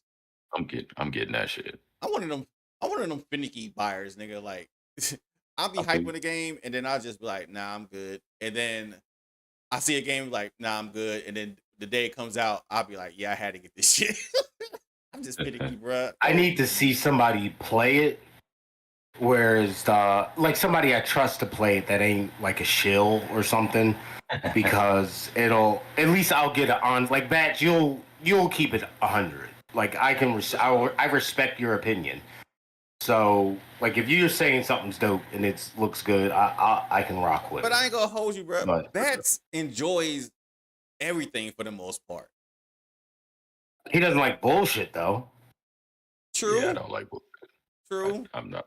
I mean, Bats doesn't. You're here in the room. I shouldn't address you like that. Yeah, Bats doesn't. I'm talking about you like you're not here. No, but yeah, you'll call out bullshit. Go said Lost Soul Aside started in 2014 and Sony contacted him in 2016 and sent China Hero Project has worked with Zero Studios, and in 2022 PlayStation signed the game with the publishing rights. Okay. So this is a PlayStation exclusive too, because of the China Hero. Oh, okay. Look at that. Okay. The fact that they don't show the fucking health bars, man, that's just gonna be difficult. Nah, nigga, when your fucking character starts bleeding and shit and coughing blood, that's when you know you need to. So you can. All right. It looks like he's dashing through this stuff. Okay. Yeah, and slowing down time. How the fuck I'm gonna do? You better have a good ass tutorial to teach me to do all this shit. Bruh. That was another thing too about Stellar Blade. Like you go one day without playing that shit, you forget all the buttons, nigga. I forgot every damn counter, combo. And I said, yo, I'm not going through training mode again for this shit. I'm good. That's kind of cold. Yeah, this Hell Is Us looks crazy. It does, doesn't it? I'm just on the Steam website, and it's just showing like the quick game preview. Yeah, it looks so modern times, but it's like has fantasy elements. Yeah, see that one. That one looks like it's gonna be real challenging because there's no like. There's no map. There's no map. They don't really tell you shit. You got to go by the world or what people tell you and go exploring to find clues about how to solve. So like getting directions back in the 90s when you didn't have a cell phone. Yeah. Basically. But it's taking it back to like kind of old games, like the Zelda type games and shit. Yeah. Where you just got to find your way around. I used to have like a hand-drawn map for some games just to try to keep up. Essentially, that shit is not a Nintendo Power was the shit. That shit should not be a deal breaker for me though. Like Hell Is Us, because I played Black Myth and that shit did not have a fucking HUD. It did not a HUD. It didn't have a map. You mean a map? Nah. Yeah. So yeah, that shit was fun. I'll see when that shit comes out. I see the day it comes out. Hopefully, my only person that's going to hate me is my fucking backlog. I got fucking games I still haven't touched yet. For real, I'm still burning through stuff. Just trying to take my time waiting for Death Stranding. That's why I'm glad me and Attic finally finished fucking This Is Us. Because if we didn't finish that shit would have got finished, bro. We had to. This stuff's the TV show on NBC. Split fiction. Yeah. This Is Us. Oh yeah, I'm tripping. It felt like This Is Us because it was just two of us trying to survive and shit. Yeah. Oh my god, this shit. Oh this is my cousin type shit. She's an Elden Ring player. She plays all the Soul games. This is her. Like these long, exhausting battles. Oh the health. They finally showing the health bar in this part right here. It's probably like an upgraded version. Which I kind of like this shit because I like when the health bar is like minimalistic. I hate when the HUD like takes up the entire screen and shit. At least let me control it, because that's what I'm digging about a lot of games coming out now. They let you control your UI or your heads up display and like modify it and shit. Especially like Ghost. Ghost lets you modify it. I mean, Assassin's Creed. Oh wow! Look, okay, we got parries. Ooh, this shit is an anime fight. Yeah, it's real fast paced. Real fast paced. This is an anime fight, bro. So solo leveling. So we got this game. We got, like you said, Fallen Feathers, Hell Is Us, Ghost of Yote. There's 4 more games this year. I'm not counting GTA 6. I'm not even gonna count that shit this year. That shit might come out next year. They still ain't show shit about that. Man. What else I'm missing? They don't have to.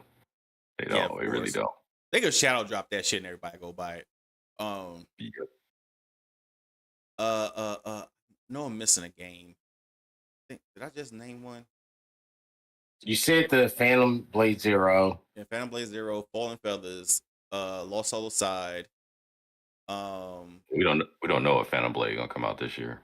Nah, they said they still have 100 people working on it as of March 2025. Yeah, see, they might come out next year. So that it sounds like they're in crunch right now. So they'll probably it's probably not dropping until. Yo, this nigga goes, dude did his due diligence. Said Lost Soul Side was started in 2013-14 due to Yang Bang, the director. Really? That's his name. That's a dope name too, Yang Bang. I'm sorry. Yo, that might be my rap name. Yo, hey, who are you? Yang Bang, bitch. I'm about to change my fucking Tekken fight name, nigga. Yeah. My Tekken fight name about to be Yang Bang. That shit hard though, bro. That's a hard name. I ain't gonna hold you. I'm gonna walk up in the street Capcom. Yo, my name is Yang Bang now. Oh shit! Damn, let me finish. Damn, that shit. Damn, I can't get over that. That shit hard though.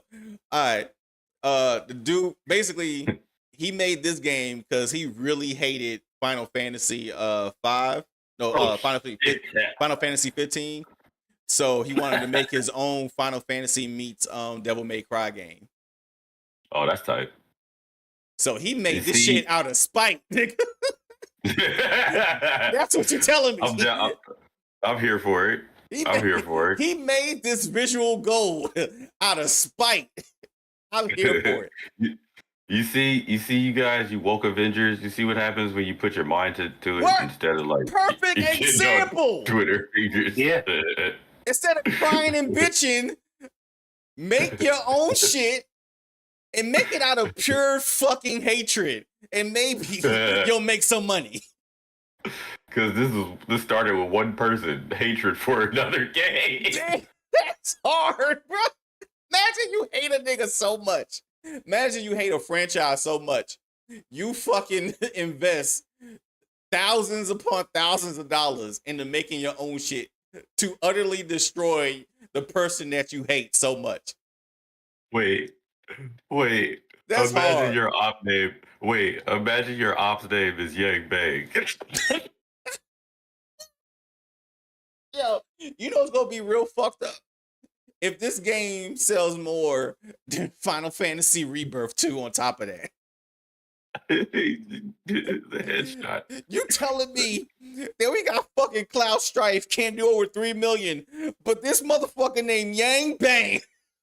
OG Yang Bang, nigga. This is West Side Osaka, nigga. You got my fucking. Oh, wait, he Chinese. You got my bitch DMing this nigga, calling him Senpai Bang and shit. Senpai Bang. That's wild. That's wild. God. Yeah, he's Chinese. He's Chinese. He's Chinese. Though. My bad. Japanese. My bad. Respect, man. I apologize. He on the east side of the Great Wall, nigga. Like what you want? He got a little Mongolian in him, nigga. I'm about to say. Yo, and he came with that same energy too when he made this shit. You know why God don't love you? Because if he did, he wouldn't send somebody like me. Genghis Khan, bitch. I'm Yang Bang hitting him with the con, nigga.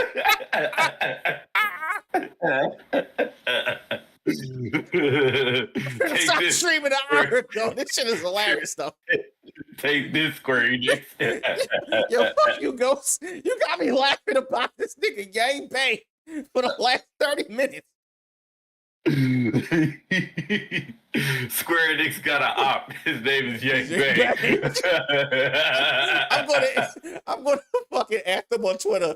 Yo, Yang Bang coming for y'all food, Square Enix. For real. Literally. He stole your whole flow. Word for word, bar for bar. Hey man, he saw exactly what Capcom and Square Enix was doing over there in Japan. Was like, all right, you know what? I got you. Hold my fucking beer. Y'all was getting fat when we was living on the street. It's my turn. Fucking King of China shit. Frank Bang, nigga. Yo, Bang walked into Square Enix office. The price of the brick is not the price of the brick it was yesterday. The price of the brick today is the price of the brick today. Oh shit! Yang Bang, I'm out, nigga. Y'all either get down or y'all lay down. That's the only option y'all got right now. That nigga walk up to your Yo. offices playing fucking Wu-Tang, nigga, and change the words and shit. Yang, bang, yang, bang. Nigga, Yang Bang ain't nothing to fuck with, nigga.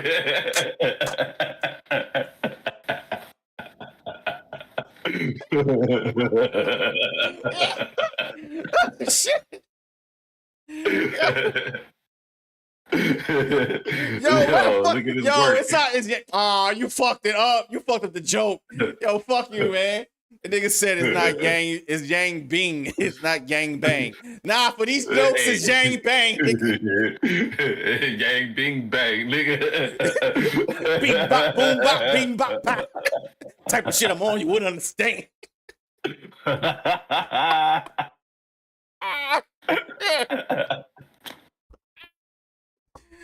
Oh shit! Oh shit! Oh man! Bing bop, boom bop, bing bop, bang. Oh man! It's Ying Bing. My bad. My bad. Oh, Yang my Bing. bad. My bad. Yang My bad, Bing. Ying Bing. That's Yang Bing. Oh, bro. Your op name is Yang, though. Bruh. He's still coming for y'all food, man. I don't care. Facts, bruh. He took everything from Final Fantasy formula and made that shit to a DMC game, bruh. And when y'all try to do it, and Devil May Cry, bruh. Facts. And the crazy shit is they knew this nigga was trying to come for their food because that's why they did that shit with the last Final Fantasy game. Mm-hmm. Think about that shit. They underestimated this man. Ying Bing ain't nothing to fuck with, bruh. Young Ying in the building, bruh. OG Bing, nigga. OG Bobby Bing, nigga. Nigga, Bobby Bings, nigga. He got his gold chain on and everything, nigga. With the lion on that bitch, nigga. Oh, shit. Oh, man. That's tight. That's tight. Pure hatred and spite made this. Okay, we're here for it. That nigga got a gold chain with Nezza on that bitch, bruh.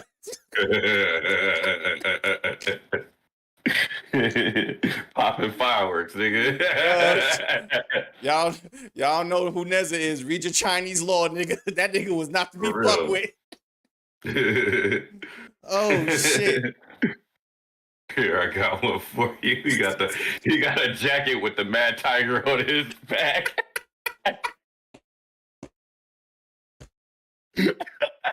Here, that's one they can understand. Oh, shit. All right, we gotta go. I gotta go. Nigga got a gold Mad Tiger on his back, nigga. That nigga got a Letterman jacket with the Mad Tiger, nigga. He right. Shit, bro. He ready. Oh shit, that's crazy. He's coming for all you Daniel sons.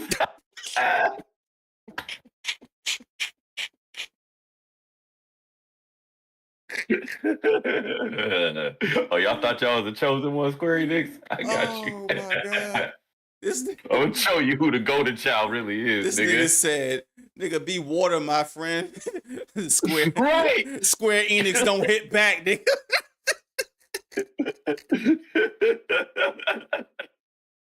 Yo, this nigga Big Boss is Square Enix, my nigga. This is not the Chinese connection, my nigga. Video game. Hold up. Hold up. All right, you gotta go. Yo, for the Chinese viewers, I don't know if we being offensive, but this shit is funny as shit. If anything, we giving this motherfucker all the praise right now. For real. He killing Square Enix with this one. Bruh, I ain't taking off this trailer for a minute. Every scene I'm looking at been cooking. Ain't been a dry spot yet. I wonder what Jet thinks about this. This looks tight too. Well, since it's so close to coming out, I know when I showed him the very first gameplay of this shit, he was like, "Bruh, I gotta get this shit. And then Jet the type of nigga like, bruh, stop showing me shit I can't play until it's out. I'm tired of seeing shit like Right. 5 years away. That's just gonna make me hate your game, bruh. I'm not gonna want to play that shit. Right. When does it come out? When does this come out? It's Damn, come that out shit May look cold. 30th. You can pre-order this Oh, shit I'm now on copping. PlayStation. I'm copping. I'm copping. That's definitely a cop for me. I guess we know what we're playing at the end of May, in the next month, because this is definitely up my alley. Shit. Oh, and he got the different weapons too. Oh yeah. I might. I hope the music's fire. I hope the music fire. What you call it? Saturday's my birthday, so I might end up just taking Wednesday and Thursday. No, Wednesday. Excuse me. Wednesday, Thursday, and Friday off, just so I can just sit with the game and shit. Well, not really. Matter of fact, makes more sense. I'm taking Friday and then that Monday off. That's what I'm gonna do. I'm gonna enjoy my birthday. Your birthday. Yeah, do that shit, nigga. Especially if this game come out around your birthday. Fuck yeah. Yeah, fuck that shit, bro. This goddamn. All right, I gotta go. I've been watching this shit. It look cold. It look cold. Yeah, this is. You see, that's the same boss you showed in the beginning, but this time it has his health. So this is an upgraded version. Definitely an upgraded version. 56 hit combo. Still going. Oh yeah, bro. Still that's going. What I'm saying. Like it's got that Devil May Cry in it right now. That's why I like, yo, I think Jet might like. Yeah, Jet really might like this. Because this is going to be like, how many combos you can get off, bro? Combo breaker! Yeah, he's still going with the combos, too. He about to hit a 100-hit combo if he don't get hit. Oh, look at that weapon. God. Look at that sword. Yeah, this is day 0. And then look at this staff. Hey, yo. Yo, yo. Hey, yo. It's crazy. Yo, he's switching weapons and comboing it with that bitch, because now he switched to another sword. Damn. Oh, 88 hit combo. Damn. Hit that nigga with the Bing staff, bro. With the Bing, with the Yang Bing, nigga. No Diddy shit. No Diddy. With the Yang Bing, no Diddy. Oh god, I can't. Oh yeah. Yeah, when this game come out, I'm definitely getting up the Yang Bing stream deck. I need that. Oh, Bing bop, shit. boom, boom, boom, bop, bam. Yo, if I had a chance, I want to interview this man, bro. I was like, yo, your sheer hatred for another company, I just want to know. Is that the pure motivation? Yeah, word. Like, are you the Pastor Troy of gaming? I need to know. Yeah. Cause you know why Pastor Troy actually like started rapping, right? Because of his hatred of Master P. Yeah. And the fucked up shit is Master P didn't know who that nigga was. he said like an intern or some shit answered the phone, and he thought like Master P dissed him. That nigga made his whole career start off dissing Master P. That is a funny story. Damn, you had a ghetto classic over somebody that didn't even fucking know you. That's crazy. Nigga, I don't even know you. Oh man. All right. On that note, oh man. Been laughing for 30 minutes over fucking Ying Bang and this fucking game and shit. So and it's hatred for Square Enix. Pure fucking hatred. Shout out to this man for his pure fucking hatred for giving us this instant classic right now. This shit look like it's going to be a go for real. It's going to be one of them games like fuck the story, like the combat alone is going to make me like invest time into that shit. But hey, appreciate everybody pulling up. Ghost of Shadows. The homie Bats is still streaming, so please click on the link. He's streaming right now. Go follow his channel. Excuse me. Ghost, Simeon, appreciate you, man. Dallas, Primus, appreciate you. Natick, he's still here. Josh, appreciate you, bruh. Yeah, I'm still here. Thank you, everybody. Grow Agent, appreciate you, man. Try not to forget nobody. Appreciate y'all pulling up. Hey, please tell them where they can find y'all, man. Man, twitch.tv / Baticus_prime, youtube.com / @Baticus_prime. It's the same thing on Twitter. Yeah, I'm streaming right now, so if y'all want to fall through, let's fall through. I might play some Yeah, well, I'll head on over to that to see what's going on. Yeah. And I actually got it streamed up right now, and I put the description in the chat, so feel free. Beautiful. And let them know where they can find you. Exactly.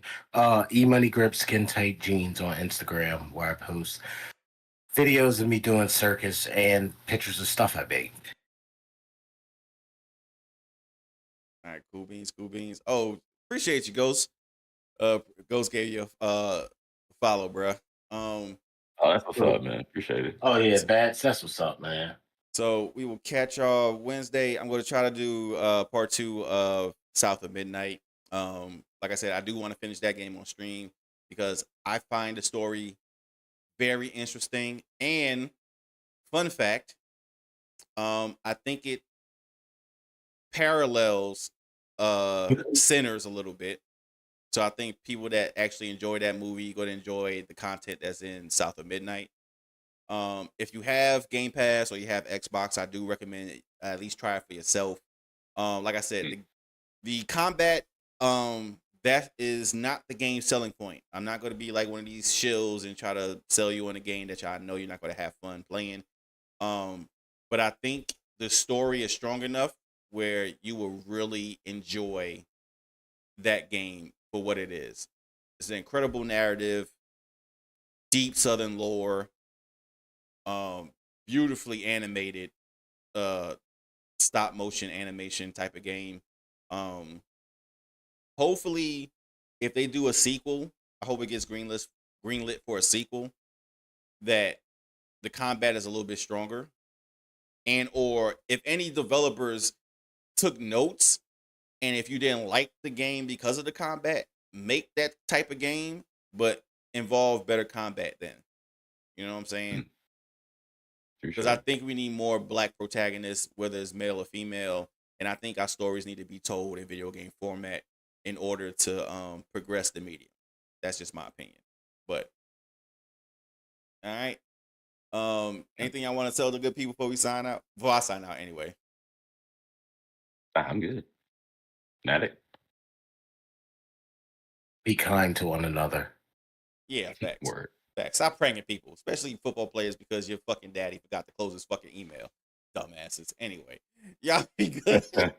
Y'all be good. God bless. See y'all Wednesday. Peace.